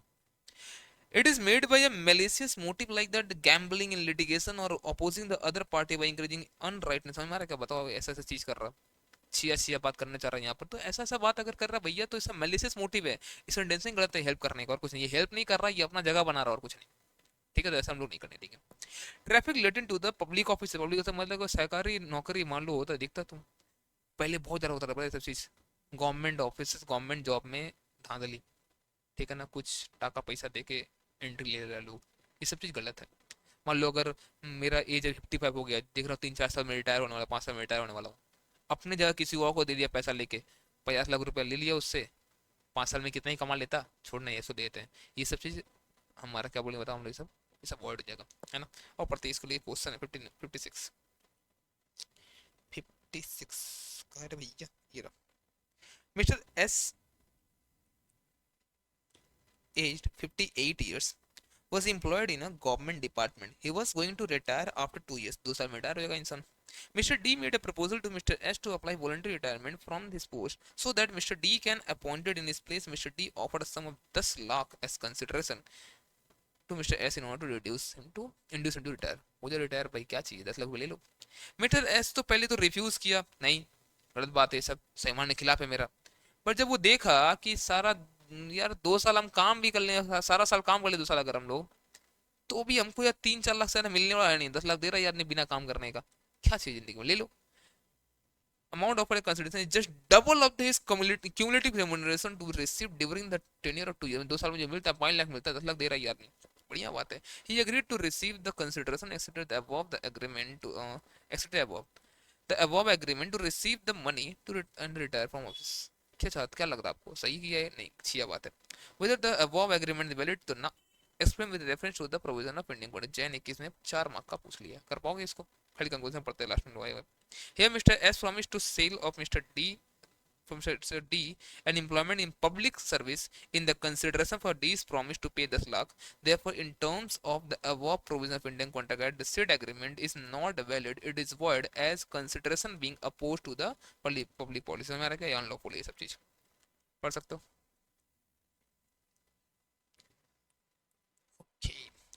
एग्रीमेंट इनटू द मोनोपोली, ये सोचते हैं मोनोपोली क्रिएट करना हम लोग अलाउ नहीं करने चाहते हैं, ठीक है ना। मैरिज ब्रोकरेज कॉन्ट्रैक्ट, किसी का शादी तोड़वा देते हो यार, मैरिज ब्रोकरेज अलग चीज है, बोला हम लोग पढ़ेंगे अभी, वो रेस्टोरेंट ऑफ मैरिज है। मैरिज ब्रोकरेज मतलब क्या होता है यहाँ पर, ब्रोकर लोग के पास सुना है कि सर, जिसको हम लोग कोई अगर होगा ना हिंदी वाला जो ज्यादा ये होता है बिहारी टाइप में, वो तो गाँव वगैरह बोलता है, अगुआ बोलता है उसको शायद, आई थिंक जो भी, तो उसको बोलते हैं घर जोड़न। क्या करता है ये लोग आकर, जैसे मान लो तुम्हारे घर में कोई दीदी वगैरह है, ठीक है जी, वो अभी शादी के लायक हो गई है, और मान लो किसी और घर में कोई लड़का है, तो ये लोग क्या करता है ना, इन लोग सबका इन्फॉर्मेशन रखता है और ला के मिलवाता है, ऐसे ऐसे लोगों, मैंने मम्मी पापा से बात करवाएगा ऐसे ये करके। और इन लोग का एक खतरनाक स्कीम बिजनेस पता क्या, कि जैसा डाउरी होगा वैसा इन लोग का फीस चार्ज करेंगे लोग, तो इसीलिए इन सबको बंद किया गया है, ये सब वर्ड है ये सब। तो भैया जो ये जीवन साथी, ये शादी.com में चल रही है, ये सब भी तो फिर वर्ड बनना ही। ये लोग मैरिज ब्रोकरेज ऐसा नहीं, ये लोग क्या करता है पता है, ये जस्ट आपको अगर मान लो शादी करना, आप अपना प्रोफाइल बना लो, जिसको शादी करना वो प्रोफाइल बना लेगा अपना, लोग एक दूसरे को बस देख पाएंगे, समझ पाएंगे, और जो भी डिसीजन लेना नहीं लेना है वो खुद में बात करेंगे। और शादी डॉट कॉम इस बेस पे आपसे फी नहीं लेता है कि आप कितना डाउरी ले रहे हो, उसका मतलब ही नहीं, वो तो आपसे ज्वाइनिंग चार्ज लेगा। मान लो अगर आप ज्वाइन करते हो उसमें, अपना आईडी क्रिएट करते हो शायद, ज्वाइन करते हो शायद, तो उसमें वो कुछ फीस लेगा अपना। उसको इससे मतलब है ही नहीं कि आपका शादी हो रहा तो फिर उसमें जो आ रहा है वो हमको तो मतलब ही नहीं है। इसलिए नॉर्मली जो वो सब मैरिज ब्रोकरेज जो कॉन्ट्रैक्ट है ना, वो सब हम लोग का वर्ड है। बट जनरली ये सब जो कॉन्ट्रैक्ट है शादी डॉट कॉम वगैरह, ये सब तो कोई दिक्कत नहीं है, सब वैलिड है। ठीक है। Interference with the court of, sorry, in the court of justice. अब ये क्या समझो, कोर्ट ऑफ जस्टिस, सर हम लोग यहाँ भी तो पढ़े थे शिफ्टिंग प्रोसीक्यूशन, इन दोनों में अंतर क्या है? देखो यहाँ पर क्या होता है ना, हम लोग विटनेस को धमका रहे हैं, जो केस है उसको धमका रहे हैं। यहाँ पता क्या है, यहाँ पर सीधे जज को खरीद ले रहा है। सही मारा क्या? जज को सीधे खरीद ले रहा है। जज साहब 5 पेटी घर में आपका पहुंच गया, कोई दिक्कत नहीं है, आराम से इस डिसीजन दो इसके खिलाफ। ठीक है, 57 नंबर क्वेश्चन है, देखेंगे हम लोग अभी। आराम से डिसीजन दो इसके खिलाफ, कोई दिक्कत नहीं है। ये क्या होता है क्वेश्चन में, इस क्वेश्चन में क्या है कि मतलब एक पार्टी दूसरा पार्टी को केस कर रहा है, और दूसरा पार्टी का जो बात है वो बोल रहा है जज को, पता है क्या बोलता है? ये बोलता है सुनो, इसका बात सुनना ही मत, तुमसे पैसा ले लो, बात खत्म करो, उसका जो भी दलील होगा छोड़ दो उसे, बात ही नहीं सुनना उसका। तो अगर ऐसा है, मतलब पता है कर रहे हो आप, इंटरफेयर कर रहे हो with the court of justice. But यहाँ पे क्या था, स्टिबलिंग प्रोसिक्यूशन मतलब क्या था, एक कोर्ट, एक केस चल रहा है जिसमें क्या करते हो, विटनेस को आप धमकी दे रहे हो, जो केस है उसको धमकी दे रहे हो, ऐसा ऐसा चीज चल रहा है। बट यहाँ पर क्या बताओ, यहाँ पर आप सीधे ऑफिसर को ही आप सीधे खरीदना चाह रहे हो, और कुछ नहीं। क्लियर है चीज? ओके। और consideration unlawful in part, part बताया था ना आपको, कुछ पार्ट सही है कुछ पार्ट गलत है, यार ड्रग्स वाला वो एग्जांपल। तो 57 58 हम लोग देखते हैं क्या है।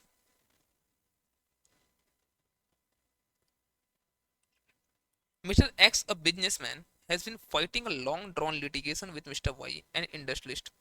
To support his legal campaign, he enlisted his service of Mr. C, a judicial officer, stating that the amount of 10 lakh would be paid to him if it does not take up the brief of Mr. Y.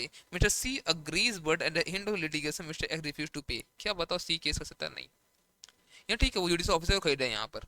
ठीक है, तो ऐसे case में बताओ क्या है कि ये सब क्या है, एग्रीमेंट बताओ वैलिड होगा नहीं, ये सब वर्ड है। और सी बात ने केस भी नहीं कर सकता कि पैसा नहीं दिया हमको, हम तो कर दिया ऐसा। ठीक है। 58, A enters into a contract with B that A sells his house for 10 lakh to B. Further, they both signed an agreement with B uses the house for gambling purpose. Then B shall pay 50,000 for it.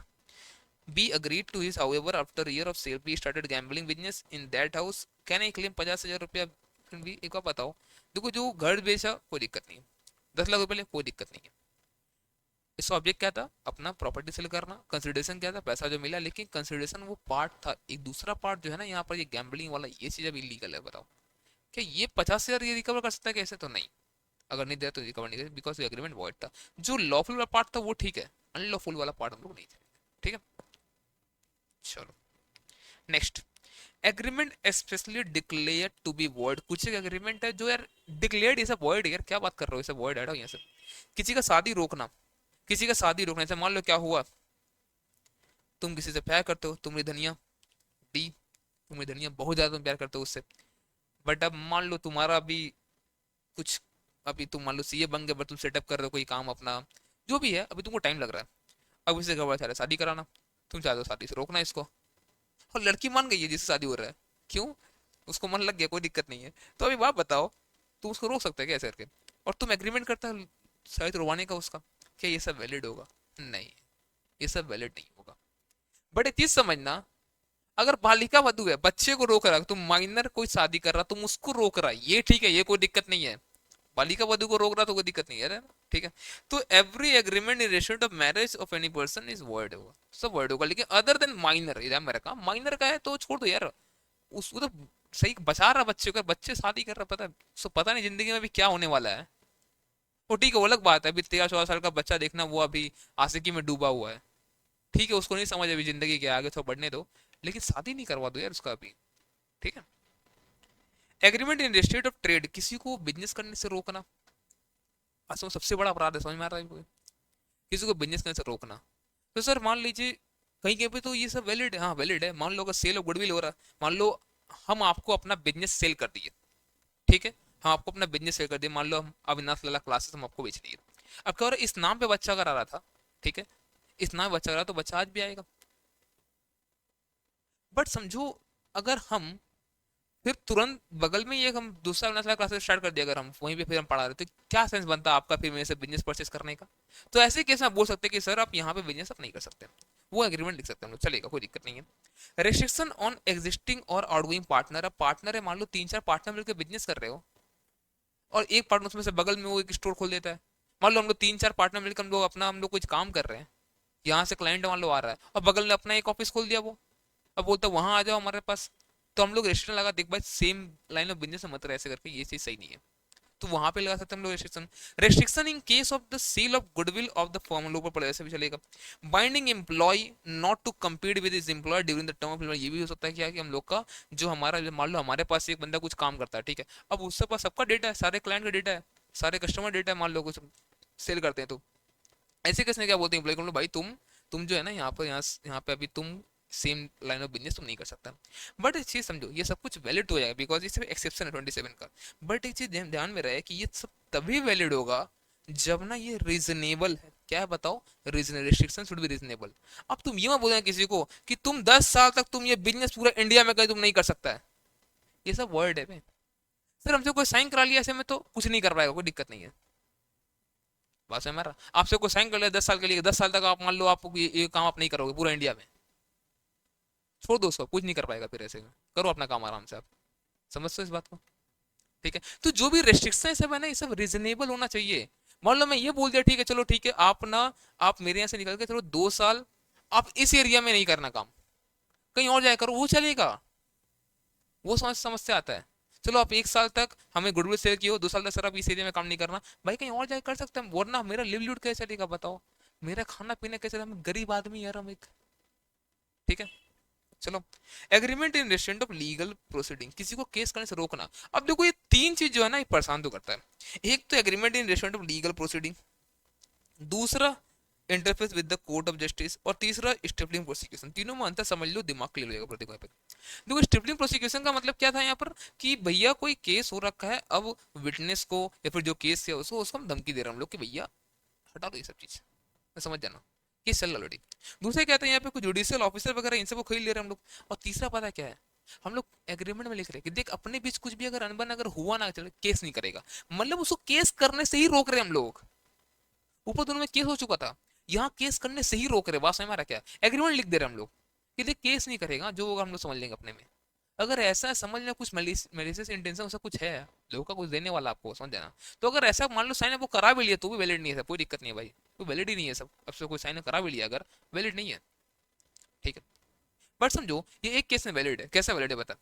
मान लो हम दोनों को ही एक कोई independent party पे भरोसा है, कोई इंडिपेंडेंट पार्टी उस पर हम लोग को भरोसा है, मान लो एक बंदा है यहाँ पर ए और बी कॉन्ट्रैक्ट कर रहा है अपने में, ठीक है, कुछ एग्रीमेंट कर रहा है, और एक्स एक इंडिपेंडेंट पार्टी है जिसको ए और बी, जिस पे ए और बी दोनों को भरोसा है कि हाँ भैया ये जो है ना ये सही है, कोई दिक्कत नहीं है, ये बंदा सही ही बोलेगा, तो हम लोग बोल सकते हैं देखो हम लोग क्या, हम लोग केस नहीं करने जाएंगे वो सब ठीक है, लेकिन जो भी हमारा दिक्कत होगा हम लोग जाएंगे एक्स के पास, एक्स ही हमारा दिक्कत जो सुलझाएगा, वो किसी का पक्ष नहीं लेता, हम लोग होता है वहाँ बायसनेस नहीं करता वो, अगर ए सही है तो ए के बारे में बोलेगा, बी सही है तो बी के बारे में बोलेगा, मतलब तब वैलिड होगा, बशर्ते ये राइटिंग होना चाहिए, ध्यान में रहे, ठीक है ना। तो वही यहाँ बता देते हैं हम लोग क्या, an agreement by which any party restricted absolutely from enforcing his legal advice, किसी किसी के साथ कुछ गलत अगर हुआ ना तो आवाज उठाना उसका राइट है भाई, वो उसका राइट है, वो आवाज उठा सकता है कि भाई मेरे से गलत हुआ, केस कर सकता है, कोई दिक्कत नहीं।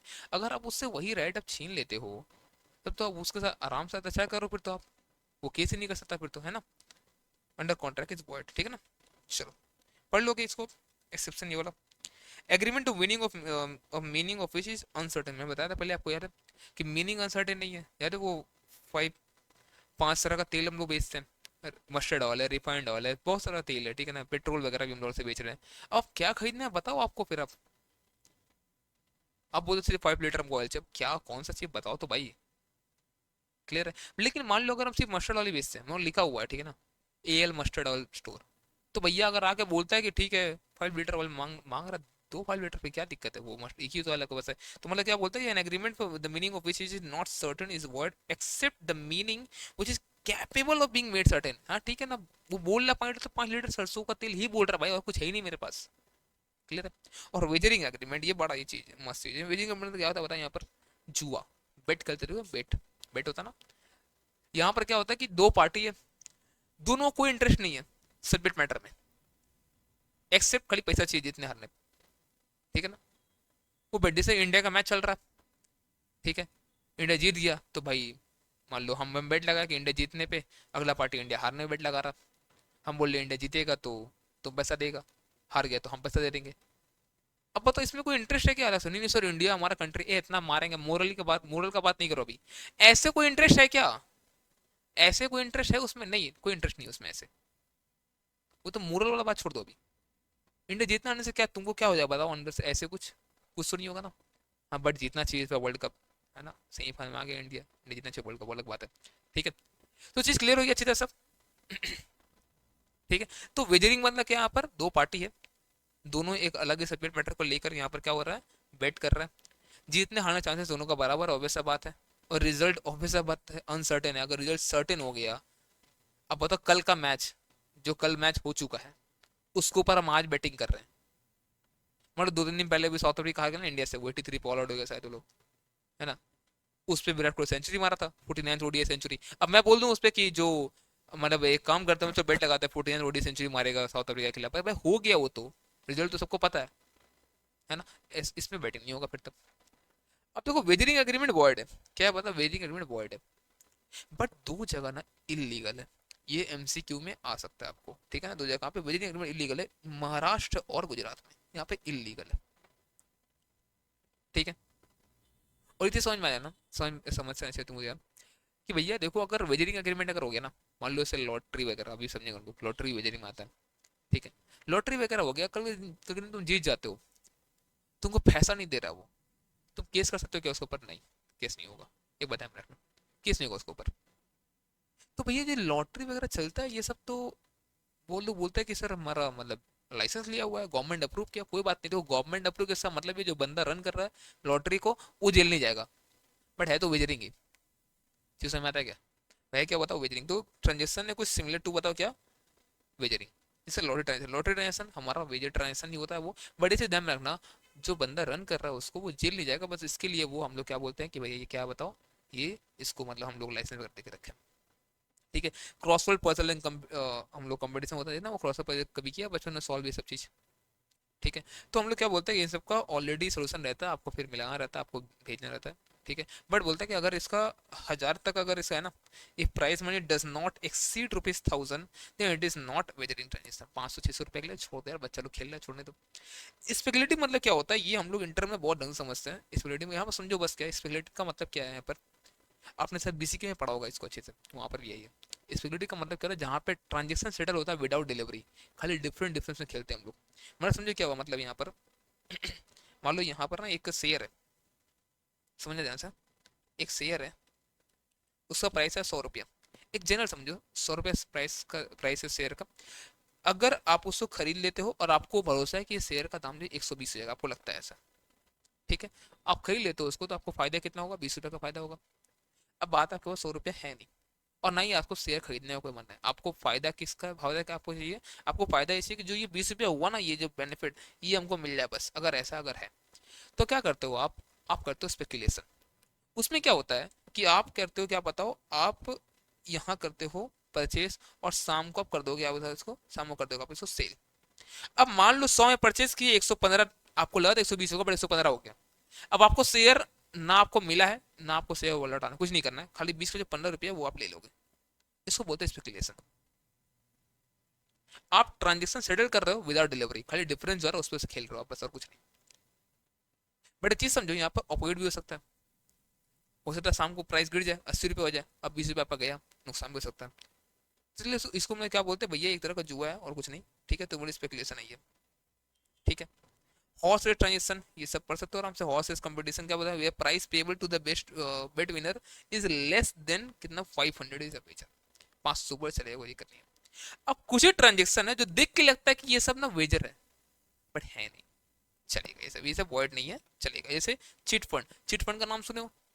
कोई धोखाधड़ी भी होता है बहुत ज्यादा इसके नाम पे, बट चिट फंड बहुत सही चीज है। इसमें क्या होता है, मान लो अगर 10 मेंबर अगर है, ठीक है, 10 मेंबर है, इसमें 10 लोग हैं, उन लोग कुछ पैसा लगाया, सब सबके मान लो 1000 1000 करके कंट्रीब्यूट किया, उसमें 10,000 रुपये हो गया, ठीक है। अब उसमें से कुछ लोगों को मान लो जरूरत है पैसे का अभी, मेंबर में ही किसी एक को जरूरत है, मान लो राहुल को जरूरत है, उन द मेंबर 10 मेंबर से वो भी, तो इन लोगों का चिट निकलेगा। ठीक है, तो हम लोग क्या करते हैं, चिट निकालते हैं, और मान लो राहुल था और भी दो लड़का था, तो सबको कहेगा, मान लो राहुल को मिल गया पैसा, अब राहुल लोन ले लेगा, राहुल उस पर इंटरेस्ट पे करेगा, और वो इंटरेस्ट जो है वो सब में फिर बांटा बांटा जाएगा। तो ये अपने खेलते रहता है ये लोग, चलेगा, कोई दिक्कत नहीं है। तो चिट फंड, इससे कमाई भी हो रहा है ग्रुप में ही सबको। ठीक है, कमर्शियल ट्रांजेक्शन जो होता है हमारा शेयर मार्केट वगैरह में चलेगा ये सब। Game of skill and athletic competition ये सब भी चलेगा, कोई दिक्कत नहीं है, जहाँ पे प्राइस हमारा लेस देन 1000 होगा। कॉन्ट्रैक्ट ऑफ इंश्योरेंस तो भैया चलेगा ही चलेगा, आज के टाइम में आपके पास इंश्योरेंस ना होना ये बहुत बड़ा ही आपका बेवकूफ़ी है। इंश्योरेंस एक मस्ट चीज़ है, आपके पास होना ही होना चाहिए आज के टाइम में। और पक्का, अगर अभी भी कुछ लोगों का बच्चा कोई अगर देख रहा है ये सब चीज़, जैसा हेल्थ इंश्योरेंस नहीं करा बच्चा, मैं बता रहा हूँ हेल्थ इंश्योरेंस बहुत जरूरी है। अपने पेरेंट्स से बोलो, वो भी कराएंगे और तुम भी कराओ, ठीक है ना। मतलब अभी तुम्हारा पैसा तो नहीं होगा तुम्हारे पास, पापा से ही बोलो कि वो तुम्हारा भी करा देंगे। ठीक है, तो दैट्स इट, हम लोग को करना है अब यूनिट 5, नेक्स्ट क्लास में स्टार्ट हम लोग इसको करेंगे हम लोग। यूनिट 4 तक आपको कोई अगर डाउट कहीं पे अगर आ रहा है तो आप कमेंट करके बता सकते हो। ठीक है, और आपको अगर अभी तक ये सब नोट्स अगर नहीं मिला है तो आप गूगल फॉर्म फिल कर दो, डिस्क्रिप्शन में दिया हुआ। और जो सीए फाउंडेशन वाला बच्चा है देखना, उसका ना एक ही फॉर्म होगा, उसको अकाउंट्स और लॉ के लिए सेम फॉर्म भरना है, जो भरेगा उसको दोनों को मिल जाएगा। एंड जो सीएमए वाला बच्चा है उसको एमसी की बुक चाहिए, उसको हम लोग अलग से एक फॉर्म है, बट अभी तक एमसी की बुक अभी तक किसी शेयर नहीं हुआ होगा, उसमें कुछ एक काम चल रहा है अभी भी। और जब से जैसे डिस्कशन जब मैं शुरू करूंगा एमसीक्यू का ना, उसके पहले पक्का भेज दूंगा, वीडियो अपलोड होने के पहले आपके आपके पास मटेरियल पहुंचा रहेगा हर बार। जो भी वीडियो अपलोड होगा उसके पहले आपके पास मटेरियल पहुंच जाएगा। एंड ये बुक अगर अभी तक बच्चा नहीं लिया ना, मैं बता रहा हूँ देखो 99 में है अभी, कब प्राइस बढ़ेगा हमको नहीं पता, ये 99 में भी है, ले लो, ये बहुत ही काम का ही है। ठीक है, चलो मिलते हैं नेक्स्ट क्लास में, टाटा बाय बाय।